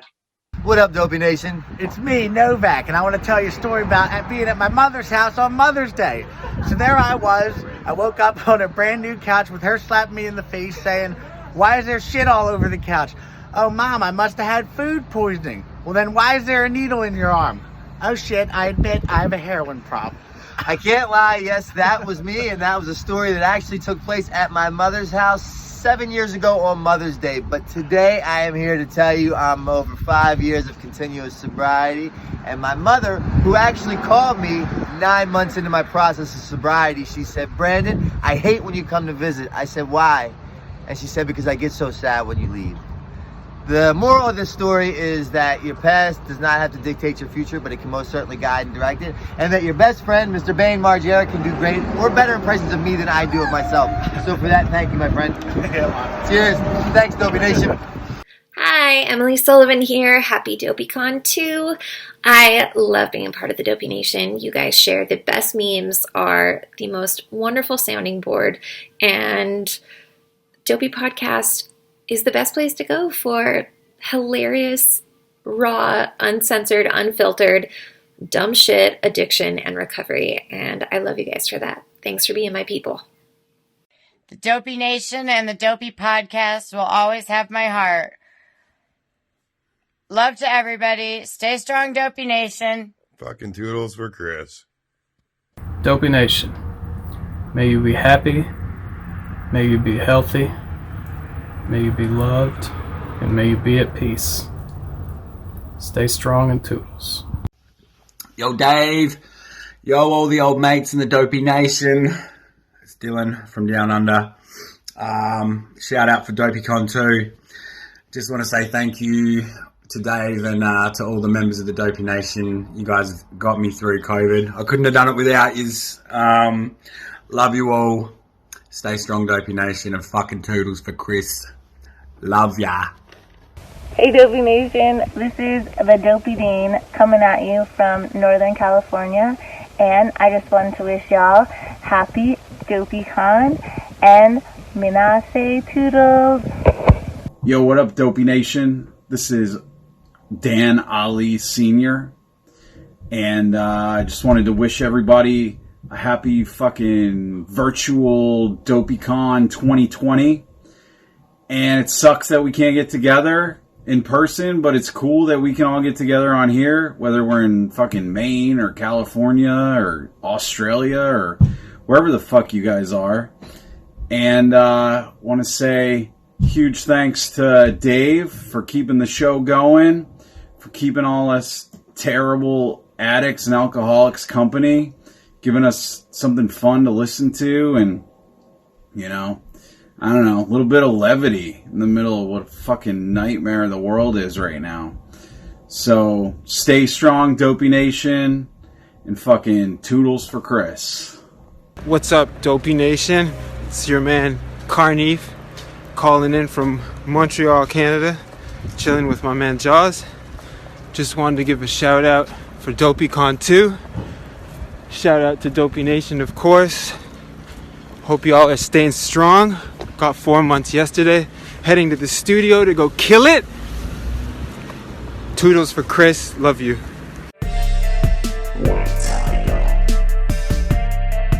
Another amazing, reoccurring regular guest on the show is skateboarding legend Andy Roy. And Andy has been through the mill, as we all kind of are here and there. And we've gotten to see him kind of ups and downs throughout the last couple years on Dopey, and he kind of recounted it all for you guys in Dopey Con2. And I just have to say, to be involved with these people has been incredibly cool, and like, it's unpredictable, you know, like I knew that there was a community to be made, and like I think we're kind of on the cusp of creating a real community, and which is all of you guys, obviously, and it's everybody who's involved with this thing. And I think Andy is just an incredible member of our little group. And this is Andy from his car, just talking about his story, and leave it to Andy to talk about it. Dopey Nation Con 2, Andy fucking Roy. All right, here you go. Check it out. Here's a little drug story. I went from San Francisco to BAM, trying to clean up. Didn't work. Intervention there on BAM. Snatched me up. Went to Florida. did a 30-month program. From there, went to Huntington Beach, clean and sober, did 3 months there, IOP, graduated from there, and I got a job there, transportation, taking people to appointments, whatever. Ran into a skateboard buddy at a skate bowl and kept offering me drugs, and I kept going, no, no, no. I knew, and then eventually we went and seen a show, and he kept throwing it out there, and I knew they weren't testing me no more, and I just started straying away from my sponsor, and I took a hit of speed. And from there, the end of the night, I got so fucking weirded out. I needed heroin. He had heroin, took heroin, and that one time, I thought I could do it once. I was off to the races. So from there, transporting people to appointments, having this job, taking clean and sober people, I was with them, pulling over around the corner, telling them I gotta give my friend money for gas, and really I was getting heroin. So I was doing this in the program, saying I'm clean and sober, and I wasn't. Well, I'm responsible for all these clients, and that's just how shady it gets when you're on drugs. I was taking the druggy buggy van, this huge druggy buggy van that was like 4 blocks away from the treatment center, pulling into a sketchy place where it gets raided, people getting arrested. I would slide in through the back, go in and get my drugs, and then I would take off. And I was doing this all the time.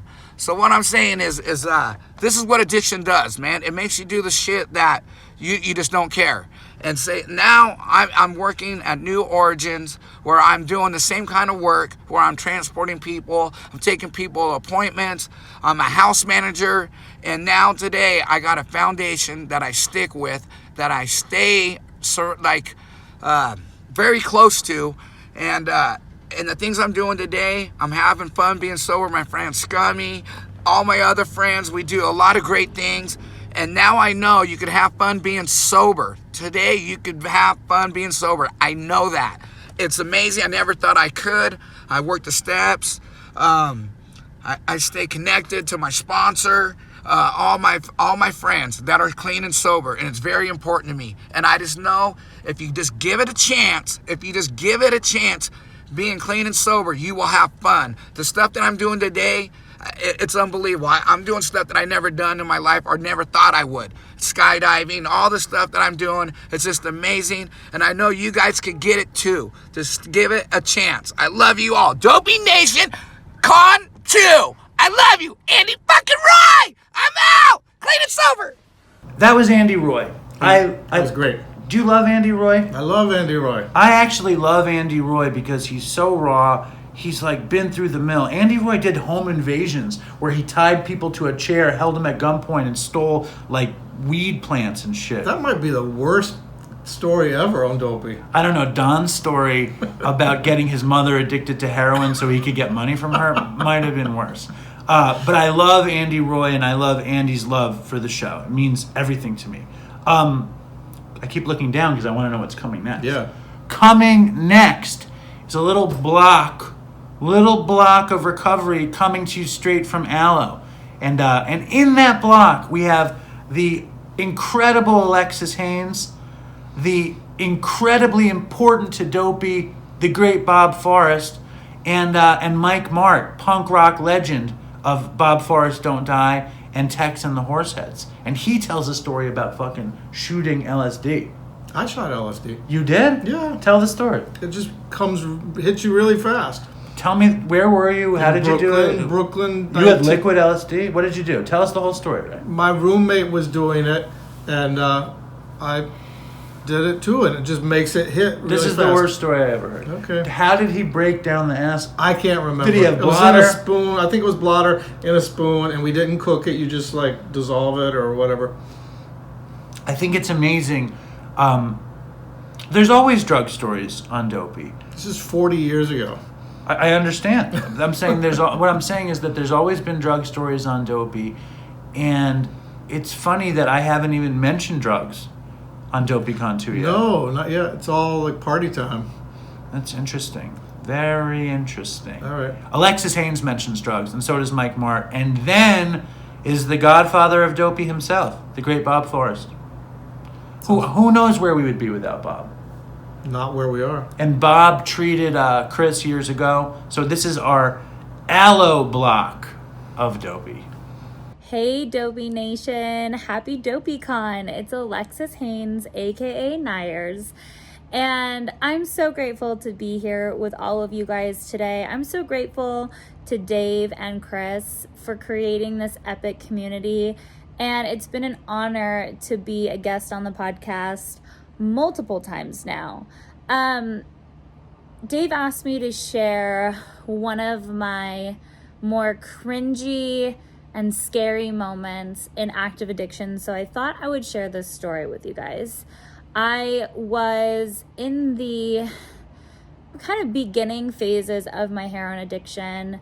You know, the part where like you can still party with people who aren't doing dope, but you know, and you're sneaking your addiction so that way nobody knows. And this was a time period where I was partying with a lot of rock stars, and I had spent a couple of days at Kid Rock's house partying with a whole slew of people.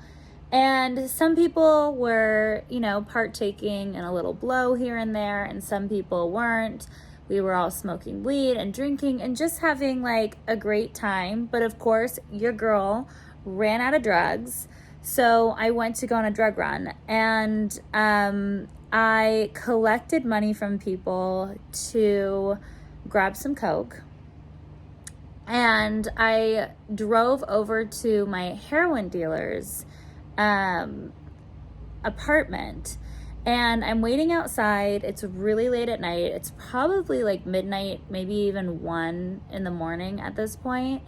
And my window is cracked, and I'm smoking a cigarette, waiting for my drug dealer to come out and hand me a bag of heroin. So I'm sitting there, and all of a sudden I hear something in my window, and I turn my head, and there's a gun in my window and a guy standing there, and I'm getting jacked.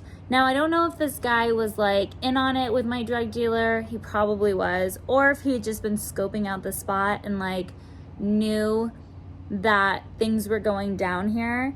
But basically, I freaked out, put my foot on the gas, and started driving. And I hear this guy screaming in the background, and he is yelling, and I look out the side of my window again, and his gun is stuck in my window. And so I push the gun out the window, and I drive away. At this point, I'm freaking out. I'm totally shaken up. And I call my sister Tess and Kid Rock, who we called Bobby because that's his name. And I'm crying, I'm hyperventilating, and he was so kind. He like offered to come pick me up, but I was like, no, I'm fine, because we all know that I still needed to get my hands on some dope. So I spent the rest of the night trying to get hooked up, and eventually we made it happen, like we always do when we're in active addiction. You know, reflecting on these moments really just makes me so grateful for my sobriety today. I'm coming up on a decade clean and sober, which is just a huge monument for me. I would have never guessed at 19 years old that I would be able to be sitting here where I'm sitting. Look at this luxury. This amazing life at 29 years old. It is incredible, and it's because of people like you, these amazing communities that keep me going each and every day. I'm so grateful. So cheers to Dave and Chris, and toodles to all of you. Hey Dopey Nation, greetings from California. This is Evan from Aloe House. Just wanted to wish you guys a happy Dopey Con2. I'm sorry we can't all be there in person this year, but I'm just so grateful to belong to this community of kindred spirits. I hope you're all well. Hey Dopey Nation, happy Dopey Con2. This is Mike Martt from Bob Forrest Don't Die podcast. And Dave, I'm super proud of you, man. This is congratulations on Dopey Con2. You know, if it wasn't for the Dopey podcast, we wouldn't have started Don't Die, you know, which we have fun with. And it's a good opportunity to try and help people, you know, online. And in this new weird age that we're in. I'll set the story up. It's the 80s, and we're in punk bands. We idolize and run with people like Darby Crash and Joe Strummer and bands like the X and the Ramones, and we're a bunch of disenfranchised punk rockers. We idolize writers like Hunter Thompson, who lives gonzo lifestyle. We just think that's the fucking greatest thing in the world. Reagan is president, and he's doing weird shit like naming stuff after himself. Reaganomics and the trickle-down effect, like this some kind of golden fucking fountain that we're supposed to be grateful to get the bottom little trickle. The minimum wage is about $3.50, and we're in bands. We're just, we don't give a fuck. We don't have jobs. We don't have anything. We do music. So we're afraid we're all going to die in some horrible nuclear war at any moment because of this fucked up actor president. And we're out on tour. I'm in a band called Tex and the Horseheads.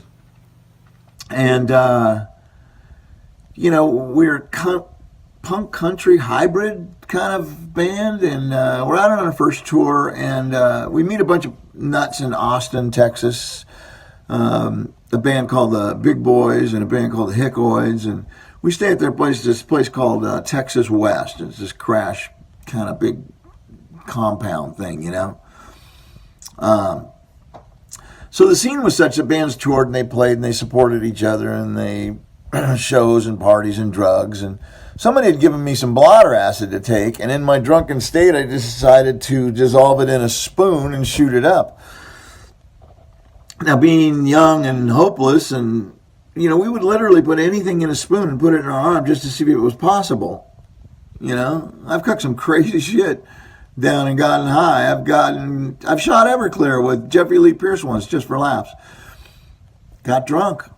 So this extremely beautiful goth chick and I dissolved this green blotter acid in this spoon, and I shoot it up having no idea what it's going to do.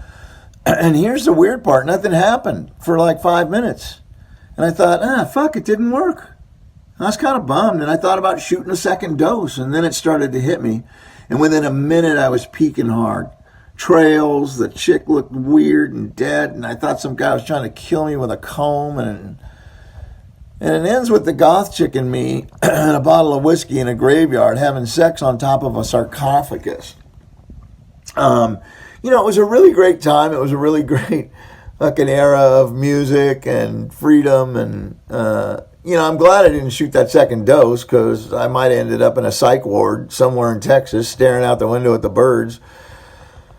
So that's my story about shooting acid. And I'm just going to keep it short, but I love you guys, and have a great Dopey Con, and stay sober and don't die. All right, bye. Hey, Dopey Nation. See that guy right there? His name's Joe Strummer. He's my hero, my idol. I am grateful for Joe Strummer, that Joe Strummer existed, that I get to listen to his music, that I got to meet him and talk with him and get his take on life. It's Public Enemy up on top of that, up there. I'm grateful for Public Enemy. It takes the nation of millions to hold us back. There's the Cramps right there. See the Cramps? The band called the Cramps. I'm grateful for music, but all the bullshit of being sober, grateful, and the sun shining and the ocean and all that, I'm never grateful for that. I'm grateful for Dopey Dave carrying on the Dopey Nation, but I'm not grateful that my children are healthy and all the bullshit lies that people say they're grateful for. Gratitude is an overemphasized thing. And it's only because the big book is filled with gratitude all the time, so everybody thinks they have to talk about gratitude. No, am I happy I'm sober? Yeah. Am I happy I got friends? Yeah. Am I happy that I live in California? Sometimes. So anyways, Dave asked me to talk about gratitude. I'm grateful for all the great music that musicians have given us. I'm grateful for Dopey Nation and the humor and the being able to talk about things that normally people sober don't talk about. But, I am known as the ungrateful addict, and I will remain the ungrateful addict. Hope to see you later. So that was Bob. I love Bob's take on gratitude. I don't share his understanding of gratitude, but I share my resistance to talk about being grateful. I don't know why it should annoy me so much to talk about being grateful. But I have so much stuff to be grateful for. Obviously, I'm grateful for you, Ray. I'm grateful for you, Dad, wherever you are. Grateful to the Dopey Nation. Bob's got a great voice, too. He does. And he's a legend, punk rock legend, recovery legend. So I'm grateful to you, Bob. And I am grateful that my kids are fucking healthy. It's a good deal, because if they weren't, it would be terrible. Terrible. We had the dishwasher break down to the tune of flooding the kitchen every time. So Dad, where are you sneaking off to? It's like, why don't you do it in between the takes? And I had to buy a new dishwasher, and I was grateful to be able to buy one. You could do it. However, stupid Home Depot, and I even signed up for the Home Depot credit card, which is something I never could do before. Dad, where are you going? If we're making a TV show, you can't walk in and out and act like it's just happening. You have to wait between the takes or involve yourself. Those are the two choices. So come and involve yourself. We could turn the Please, camera. can you just involve yourself? What are you doing? I live here, and I'm trying to live my life. What are you doing? Going from his bedroom to the kitchen. I'm cleaning the kitchen. I'm writing a note to Maurice. I'm doing all sorts of work. Well, can you just do it in between the takes, please? We're talking about Bob Forrest. What do you have to say about Bob? He's terrific. That's it? Bob's terrific. All right. We love Bob. I'm grateful to you, Dad. Amazing, amazing guy. And the dishwasher story is fucking Home Depot sold me a dishwasher in October, and they're supposed to deliver it in November, and then they write me that they can't deliver it till December. It's December now. Well, it came today, but I'm not grateful for that shit. You'll be grateful when it's working.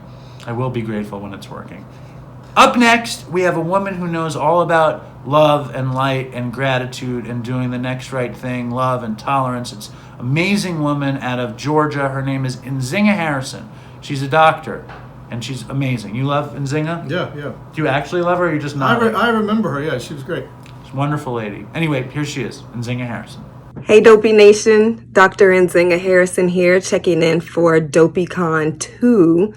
So I was minding my own workday business, and I got a text from Dave, and he was like, hey, what's up? And I was like, what's up? And he was like, I need you to give a message for Dopey Con2. And I was like, at your service. And I also happen to already have on an appropriate shirt. So here we are. I'm super honored, Dave, that you always think of me to reach out to the Dopey Nation, and super grateful to the Dopey Nation for the warm arms that you all have wrapped around me since we came acquainted. I just wanted to take a minute and talk to you all about gratitude. So Dave was recently on my podcast, which is In Recovery, which is the reason why Dave and I even met in the first place. And one of the biggest messages he's left the audience with was that 12 steps for him was a place always of love and compassion and gratitude. And that's really where me and Dave overlap 100% on how we know that as human beings, we need to be approached, whether we have drug addiction, don't have drug addiction, whether we've experienced trauma, whether we haven't, whether we're Black, white, straight, gay, Asian, whatever, all of the different ways that we divide ourselves just as human beings, we need love, compassion, and gratitude. And so we're in an unprecedented time. We have been through a lot as a whole world. We've especially been through a lot as a whole United States over the last year and more. And my message for you is that just aim to be a beacon of light and love and compassion and gratitude, much like Dave is to the Dopey Nation. And if you find yourself in the dark, hopefully somebody else is shining for you. And if you're not in the dark, then you can be that person who is shining for someone else. I try to live each day being a shining light so that people who are in the dark can see me and reach out. I have an unending well of compassion and love and gratitude to share. When I'm feeling like my cup is empty, I look around and I can find the shining lights. So that's my message for the Dopey Nation, for Dopey Con. Each and every one of you, no matter where you are in your walk in life, no matter where you are in your walk in recovery, no matter even if you may be in active addiction, just by virtue of being a human being, you are a bright, shining light, and someone else may need to see you and may be able to see you even when you can't see yourself. So with that, I am going to pop off of this video. And as always, fucking Toodles for Chris. Hey Dave and Dopey Nation, this is Jake, formerly of West Virginia, now of somewhere in Oregon. I'd just like to say happy Dopey Con2. Thank you so much, Dave, for everything you do. Thank you to the Dopey Nation for the support and the love of my tunes over the years. I love you all, and fucking Toodles for Chris. What's up, Dopey Nation? This is Stephanie Roberts checking in with you all to tell you I love you so much. So grateful to be a part of this group. And shout out to Dopey Nation Biker Gang. Shout out to Hot Wheels. Stay strong, Dopey Nation. Fucking Toodles for Chris. What up, Dave? Dopey Nation. It's Johnny Socket. Just want to wish y'all a happy Dopey Con2. I love the show. Love y'all in the community. Toodles for Chris. And stay strong, Dopey Nation. Hello, Dopey Nation. Hello, Dopey Nation. Do you know who that is? This is Ishmael. Remember me? I missed you all. Ishmael misses you. But you have to understand this pandemic has him delivering cats around New York. Yeah, I'm working as a delivery now. You believe it? Unbelievable. Unbelievable. So I asked Ishmael to wish you guys a happy Dopey Con2. So happy Dopey Con2. Inshallah. Inshallah. Thank you, Ishmael. Thank you. Yo, Dave, Dopey Nation, what's up? This is Andrew and the rest of the Dopey Facebook moderators. Just wanted to say congrats on Dopey Con2 and for keeping the podcast going. And, it's a shame we're not there in person, but it's good to be here with you guys virtually. So, yeah, that's all I got. Congrats, Dave. Congrats, Nation. Thank you for joining the community and for not being such dicks all the time. That's it. Congrats. Félicitations. Oh, some French in there. I like it.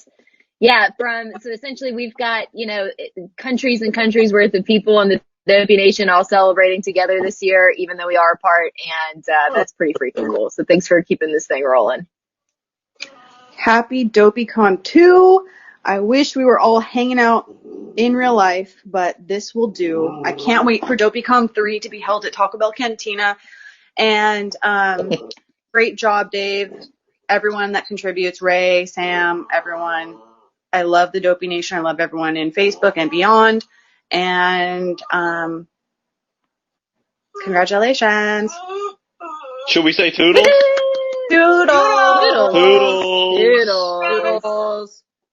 Hey, Dopey Nation. This is Robbie, one of Davey's oldest friends from the same crew that brought you Jim, Jeremy, Greg, David, and a whole bunch of other jokers. Just wishing you and yours a happy Dopey Con2. Much love and stay strong. Toodles for Chris. Nation. Some of you may have heard of me. I'm on some of the stories with Dave. I've known him a long time. Same thing with Todd. This is the DK. I just want to wish you all a happy Dopey Con2. Take care of yourselves and each other. And Toodles for Chris. And much love for Todd. Everybody stay safe. Be smart. Bye. Hey, what's up, Dopey Nation? It's John Barleycorn from A Podcast Greater Than Yourself, wishing everybody a happy Dopey Con2. And this is Fred. John and I are both grateful that today we don't have the desire to drink or use drugs. My name is Marc Maron, and I was told by Dave that this was a special occasion, so I'd like to wish him or whoever, whatever the fuck it is, the podcast, a happy birthday or anniversary or congratulations on your sobriety, whatever it is. I'm just here to help out because Dave fucking annoyed me. I mean, this guy, you know, he's so annoying, he makes junkies and Jews look bad. It's a double whammy. That's how annoying David is. It's like he makes junkies and Jews look bad, and he's sober and a Jew, and it's just, you know, it's a lot. But I know a lot of people enjoy the show. I personally have never listened to it. I have the swag, I have the hat, I have socks, I have a sweatshirt. Dave will do anything to get me to do shit for him. And it's the sweat and meat. He's bribed me with meat. So this is really just me doing it's fair. Like whatever I'm doing right now was worth the hat, was worth the socks, was worth the sweatshirt, was worth the Katz's mailed to me, was worth. But wait a minute, I got Dave into a show. I don't think I bought him dinner. Did I buy you dinner, man? Wherever that was, and when I played in Long Island, remember when I ran? Did I buy that dinner or no? It doesn't matter, dude. This is fair. It's fair. And like I said, I've never listened to your podcast, but I've been on it, and I had a nice talk with you. And in all seriousness, I don't want to be a dick, though you are annoying. But congratulations. I wish you continued success. And if there's anything I can do to help you with that, don't ask me. Okay? Okay, pal. So we had the lovely Nzinga Harrison, who has a career of helping addicts, which is amazing. And then we heard from a bunch of dopey people. And if you were paying attention, you saw who was at the end. Dopey hero, a total... a way for me to understand that a higher power exists, who is the great Marc Maron, who shows up in my time of need. Oh yeah. So he was a dick to me in the video, you know. Very mean. Very mean. What do you think about that? I thought it was hilarious. But he's very mean. Someone has to be. Someone has to be. So I woke up in the middle. One night, I'd been begging him. Like, I text him often and beg him for shit. And I'm begging him to do Dopey Con2. And Please, baby, please, baby, please, baby. He's like, I'll think about it. And Linda turned on the heat at night, and I woke up in the middle of the night, and I see on the phone, it's like he texted. And I was like, oh. My boyfriend texted. Yeah, my boyfriend texted me, Marc Maron. I love him. And it said, I hope it wasn't too mean. And I was like, he sent the video. And I decided I needed to sleep, so I wasn't going to watch the video. But I was very excited. And in the morning, I watched the video, and I laughed. I lolled, as Chris would say. I laughed out loud. And then I thought, maybe he's too mean, though. But he's not. I'm very happy he did the show. It meant everything to me. I would hate to do Dopey and not have Chris be a part of it. So we had this amazing animator and friend of the show and just helpful person, Alec Allegio, make this animated sequence of one of my favorite Chris stories. And there's an extra person, an extra voice. There was a woman Chris was dating at the time, and she was at my house when we recorded this sequence. So if you're wondering who that extra person, it was her. And hopefully she's doing well too. She listened to the show for a little while, but I don't think she's listening anymore. Anyway, here's a little piece of Chris. I hope you guys enjoy it. And obviously, there would be no Dopey. There would be no Dopey Con2. There would be nothing without Chris. And it sucks that he's gone.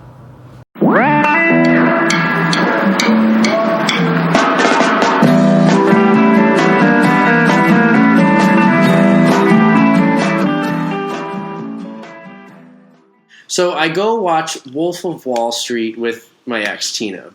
And I'm in the bathroom, and I had put the LSD in my wallet. And I'm like, you know what? She's home. No, she's with me watching Wolf of Wall Street. You told me. And I was like, I did? Okay. So I'm like, you know what? I'm just going to drop a little LSD real quick. Like, nobody's going to know.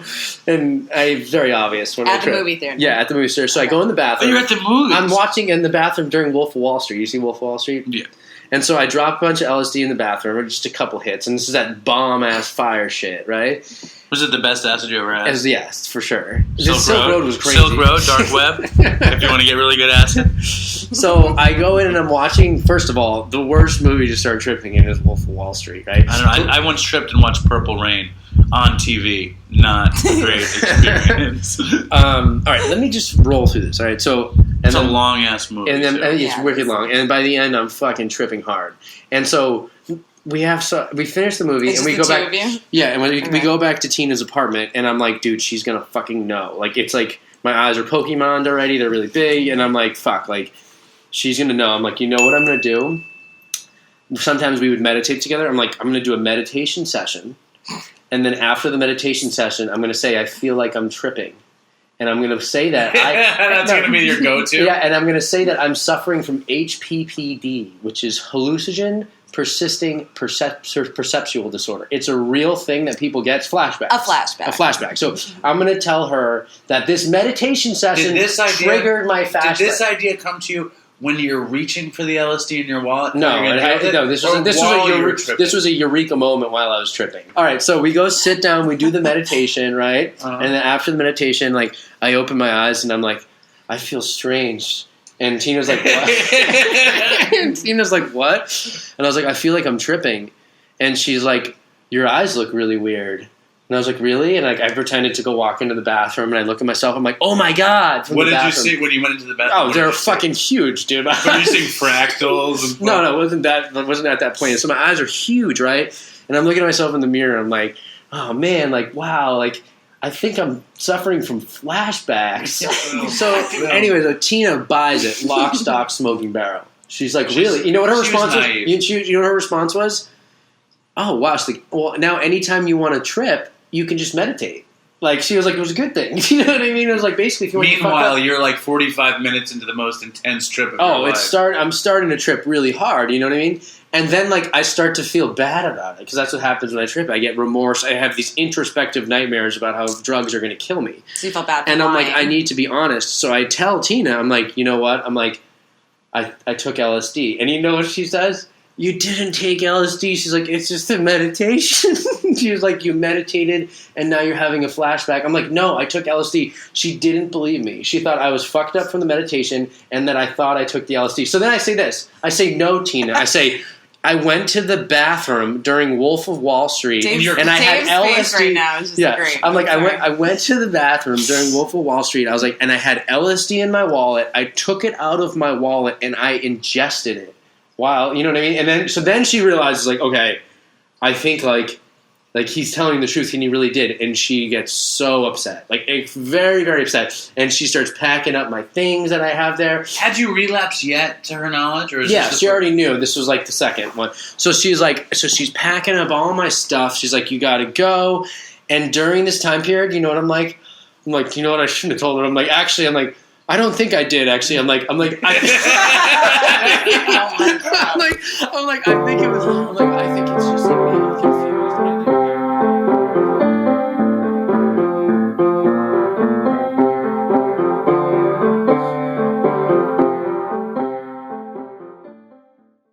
Hey to the Dopey Nation, this is Arden, Chris's sister. You can see my little dog Kiwi there in the background.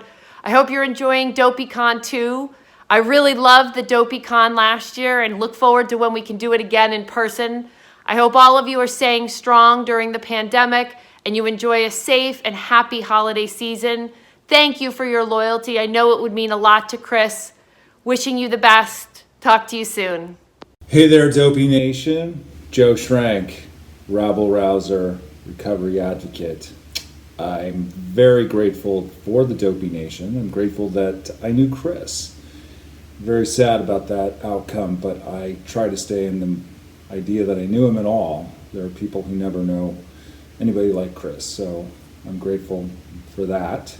And I'm grateful that I have two boys who have never seen me drink. I have a reputation, and it's largely deserved, for royally fucking up many things. And but that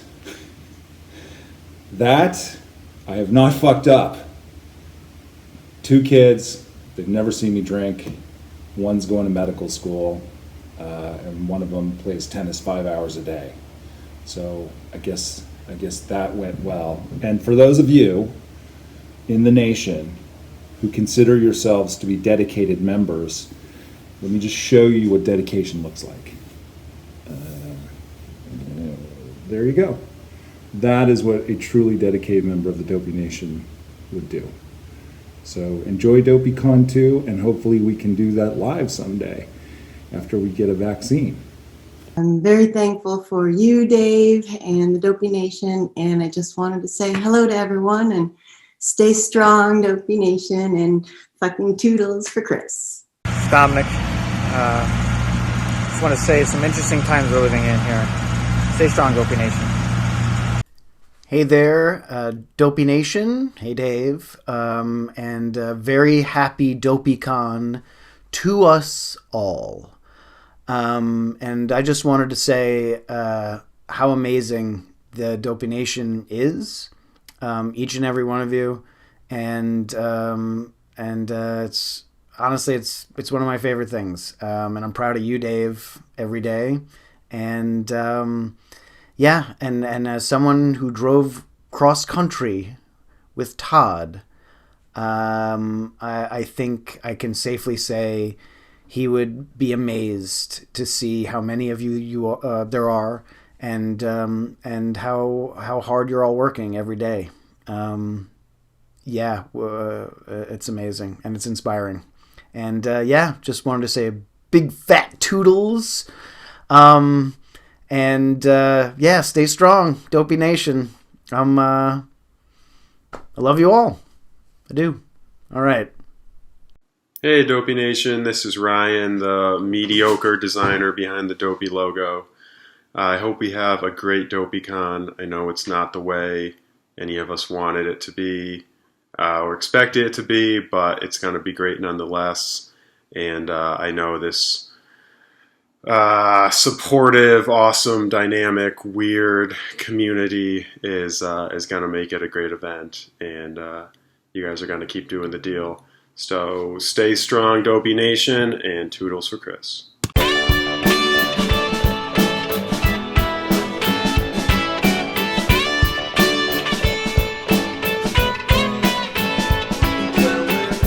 So it's the end of Dopey Con2. Was it as magical as Dopey Con? As Dopey Con? You don't look at that golden light coming in for Dopey Con2. You don't. You know, you always say Dopey Con 1, but it's not Dopey Con 1. It's Dopey Con. Dopey Con. There's Dopey Con, and then there's Dopey Con 2. And was Dopey Con 2 as magical as Dopey Con? And the answer is no. How could it be? The answer is yes. How could it be? Look at the golden light we're bathing in right now. We're on the fucking computer video thing. However, what we do. Yeah, that's nice. What we do as addicts, as people in recovery, is we try to put our best foot forward, and we try to have fun regardless of the situation, and we try to make the best out of every situation. And that's what we're doing here. So what we say at the end, Dad! Yo! Dad! This is the big ending. So come end it. He's fucking eating cheese at the sink. We just told him what he did was the big ending. No, but he got upset, so I wanted to do another one. Oh. So, Dad, this is the big ending. Okay, so you want to say goodbye? Yes, goodbye, everybody. What are you eating? I'm what are you holding? What are you eating? What's happening? I'm starving to death. What are you eating? Cheese? What are you eating? No, it's actually ham and cheese. So you're eating ham and cheese, holding a paper towel while we're doing the big finale of the show. No, I'm sorry. Okay, I'm going to get into business. Okay, yes. It was. I hope it was a great show, even though I didn't see it because we're broadcasting before I actually see the show. So now we're recording. We're not broadcasting. This is recording. This is. I'm speaking about the future. So the future is going to be wonderful. It was a great show. I hope everybody enjoyed it. And then again, the Dopey Nation, stay strong, and Toodles for Chris. Nicely done, Dad. Very good. Wait, let me do a quick one. Wait. All right. Hi, everybody. You wanted to make sure you swallowed the ham and cheese in your mouth before we did it? Okay. Before we go, we have the amazing Scout Willis. And this song is incredible. You know, I say a lot of stuff is good, but I don't mean it all the time. You played it for me in the taco place downstairs, and one of the customers said, "Who's that singing?" She was amazing. So we're going to leave it on Scout Willis's amazing song about addiction that she actually talked about on Dopey, which is called Goodbye. Hey, what's up, Dopey Nation? My name is Scout Willis, and I want to share a song with you that I wrote a few months after I got sober called Goodbye.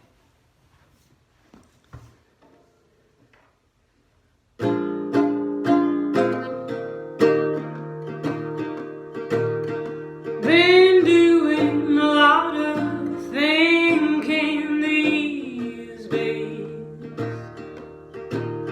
I've been wondering how to change my ways,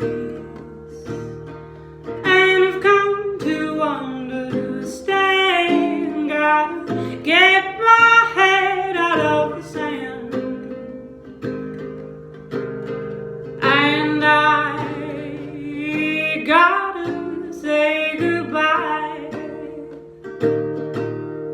So goodbye to getting high on the beach. Goodbye to my slurred and sloppy speech. Goodbye to chemical relaxation. Goodbye to self-annihilation. And if you gotta get this high, maybe you can come on my ride. To me, the future looks so bright. So goodbye to candy bar completion. Goodbye to the dulling of sensation. Goodbye to hiding from my pain. Goodbye to rolling away. And if you gotta get this high, maybe you can come on my ride. To me, the future looks so bright. It's medicine for some, I know, but for me it's gotta go. Goodbye to substances and and if you gotta get this high, maybe you can come on my ride.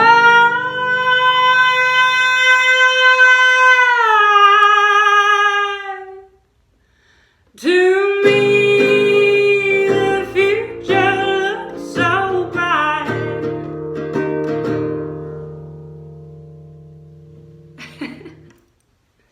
Happy Dopey Con2. Somebody's really sad that they're not in Dopey Con2. Look at her.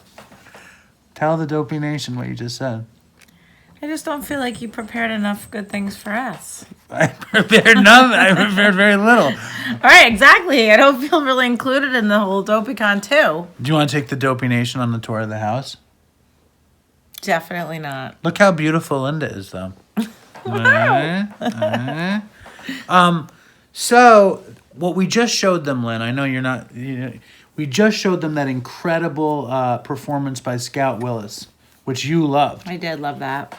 And I wanted to have you on the show because you're everything to me. You're my, besides Dopey and Katz's and You stop playing footsies Nora, with me while we're talking. and Nora, He's playing and Susan. footsies with me. You're my whole life. Why are you disgusted playing footsie with me?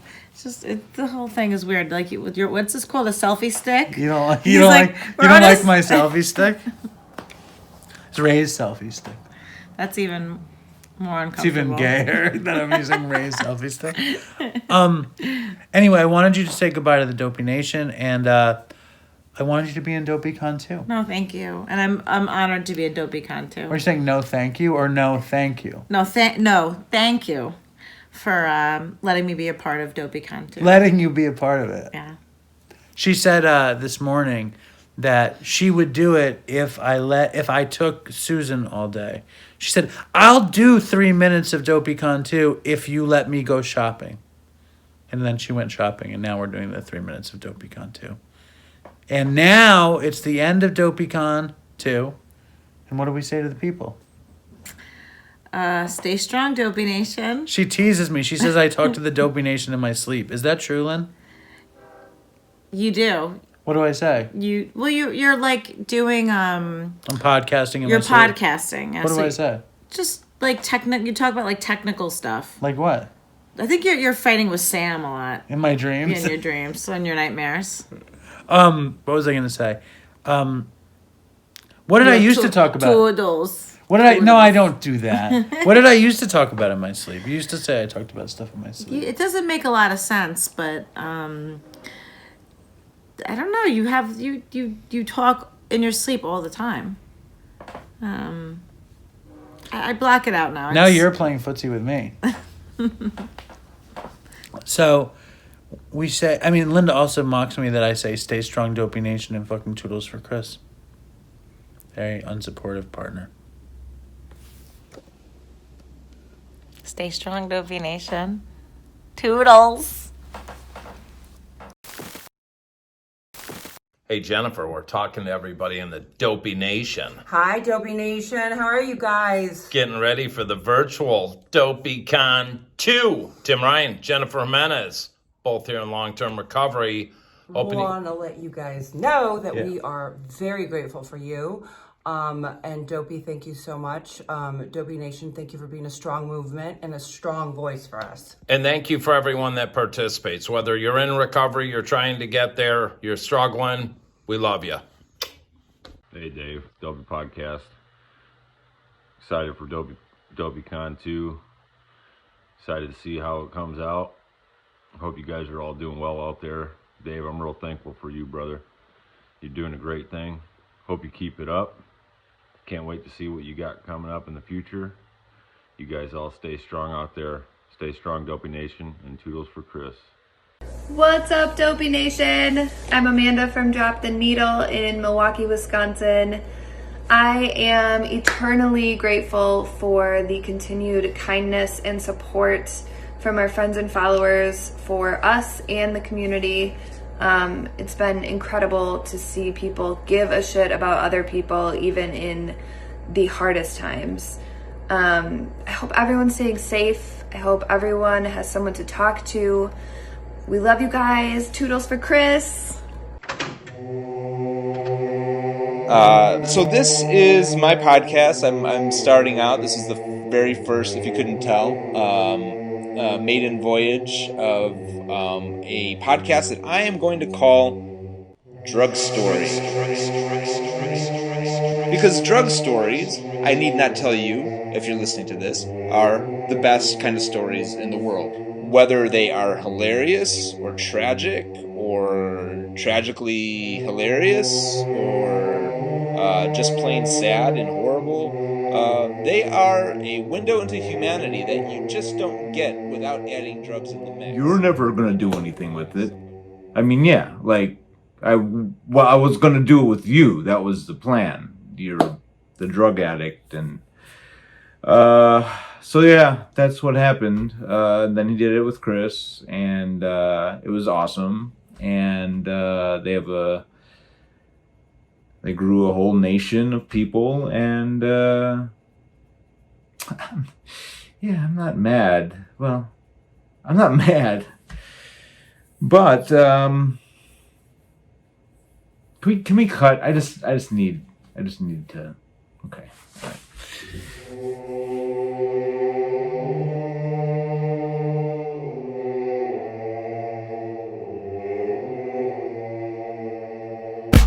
Dave, I love you, and Dopey Nation, I love you, and congratulations on Dopey Con2, and I hope everyone's having fun. Stay strong. Toodles for Chris.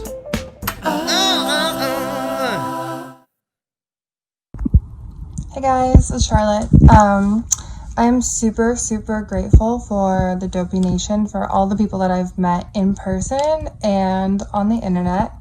I'm super thankful for my family, and really, really thankful for the Toodles for Chris Scholarship Foundation, which allowed me to be here in treatment and put together 8 months of sobriety. Hey, what's up? It's your boy Duncan, aka Slam Dunk, aka Dunk Tank, aka Harry Potter, aka that four-eyed fuck. Yeah. Happy Dopey Con to all you freaks out there in the Dopey Nation. Coming at you via this video. It'd be nice to make it to Dopey Con in person. Maybe that'll happen one of these days. But yeah, fucking Toodles for Chris and peace and love for Todd. Toodles. What's up, Dopey Nation? I'm Dave. I'm with Smiling Joe. Smiling Joe. We're wishing you a happy Dopey Con2. Yes. And we say stay strong, Dopey Nation. Stay strong, Dopey Nation.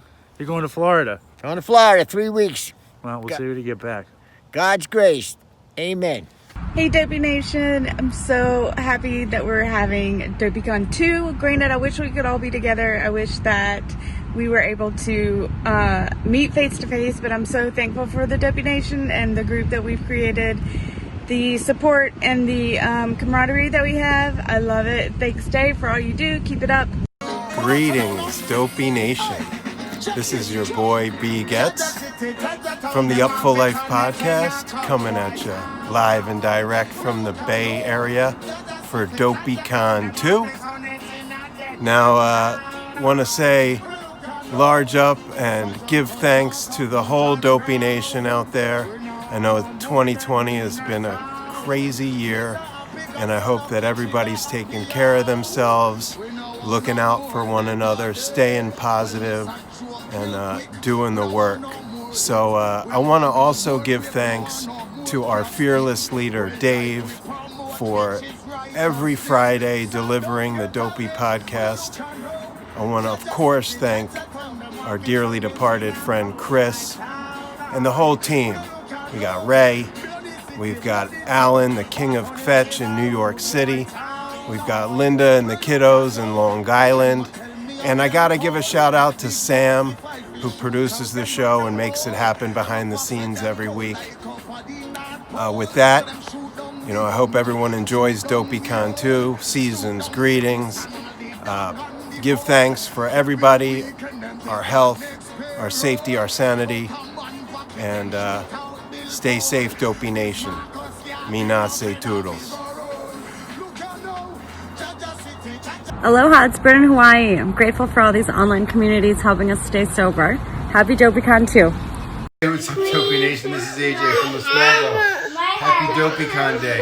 Stay safe, stay sober, and stay sane. And Toodles for Chris. Hey Dopey Nation, I'm Stacy logging in from Virginia Beach, Virginia. So excited about Dopey Con. Love you all, especially you, Alan. Bye. Hi, my name's Sam. I produce the Dopey podcast with Dave. I want to wish you guys a happy Dopey Con2 and hope you thoroughly enjoyed the show. Now, over the last couple years that I've been working with Dave, I've done some bad bits and particularly some bad songs. Stay strong, Dopey Nation, and fucking Toodles for Chris. Hey, this is Kat Marnell, and I'd like to wish all the made-up Dopey fans a happy Dopey Con, and a special fuck you to Dave, who I know hates me, and creates like 10,000 new profiles a day. So stay strong, Dopey Nation, and Toodles. So that was Dopey Con2. I hope you guys enjoyed it. It was a joy to make. It was a ton of work, but I'm really proud that we got to do it. We were finishing it up this morning when I got the terrible news that our friend Colleen died. And Colleen MC has been around the Dopey podcast and the Dopey Nation for years.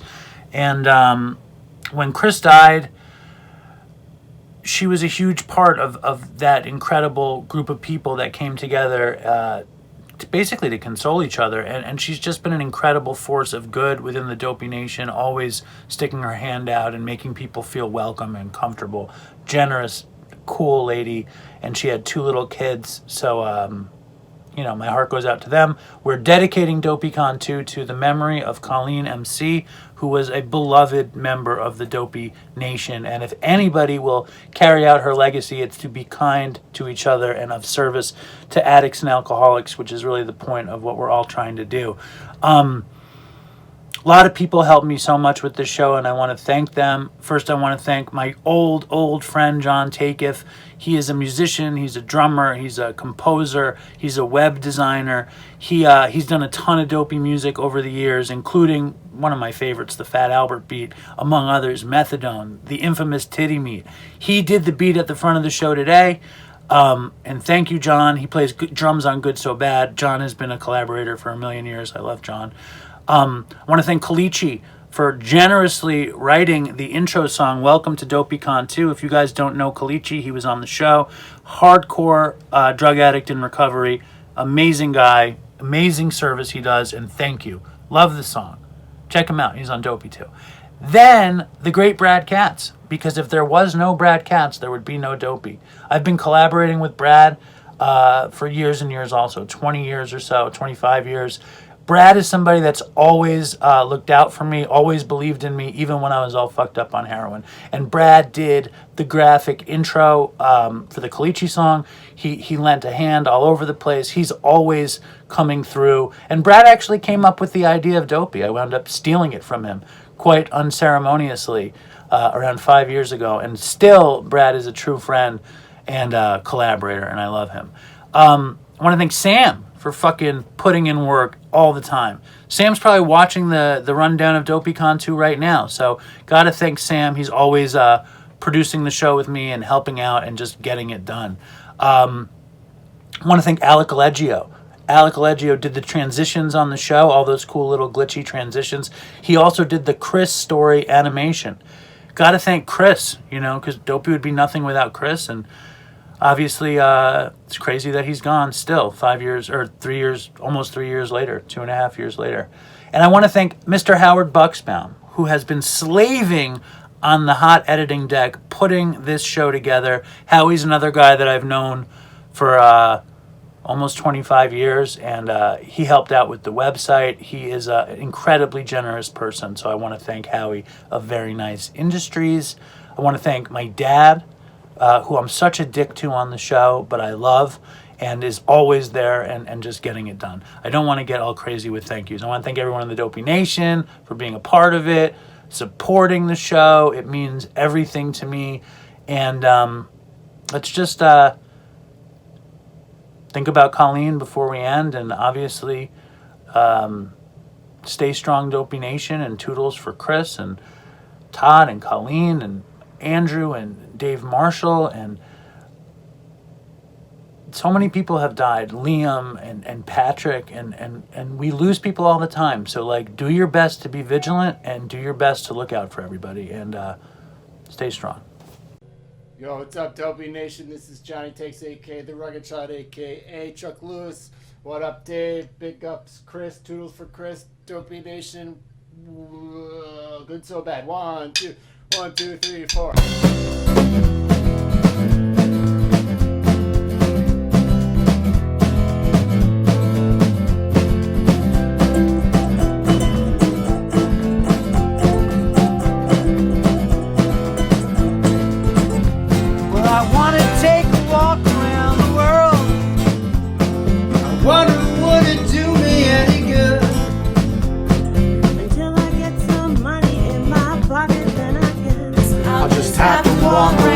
my neighborhood.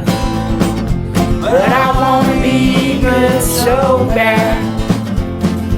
Wanna be so good, so bad, so bad. I wanna be good so bad. That desire is all I ever had. And I won't take a ride up in the sky. Watch as aeroplanes just pass me by. And I wanna see a Leon jetliner take a dive, just to show all these people what it means to be alive. I wanna be good so bad. Wanna be so good, so bad, so bad. I wanna be good so bad. That desire's all I ever had. And my shadow's getting smaller and smaller. And it's time to know where I stand. Shadow's getting smaller and smaller. And it's time to know where I stand. Wonder would they say at any mind if I leave this rustic city far behind? I'll take the high road, however far it winds, because peace and love are very, very, very hard to find. I wanna be good so bad. I wanna be so good, so bad, so bad. I wanna be good so bad. That desire is all I ever had. It's all I ever had. It's all I ever had. It's all I ever had. And it's all I ever had. And it's all I ever had. It's all I ever had. It's all I ever had. And I wanna love my dad. It's all I ever had.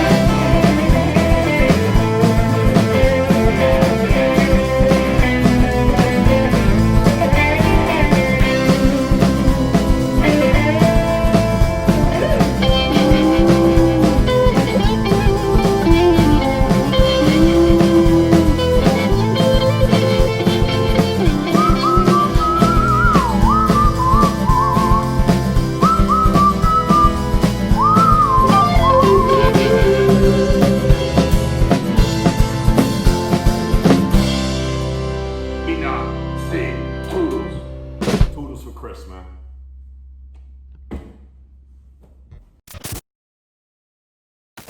Now, before we say goodbye, Dad, why don't you come read a review? Just for good old time's sake, Dad. Come on. Come read a review. Read this one. Just quick. Time is money. Let's go, Dad. Time is money. Quick. Here, Ray, you come read this review. I don't know how to read. All right. Which one? Give me a short one. Hold on. You don't need to read one. Let's let my dad read one. This will be good. Read this one, Dad. Which one? Oh, that's a lot. Okay. By a privileged. Oh, that again. Just read it. For the Dopey Con2. This is no. Just read the review. Oh, I don't believe this. By a privileged white man. For privileged white men. 1 star. I'm not reading this. Just read it. Good. I love this one. Okay, forget. You really don't want to read that one. Here, read this one, Dad. Read this one.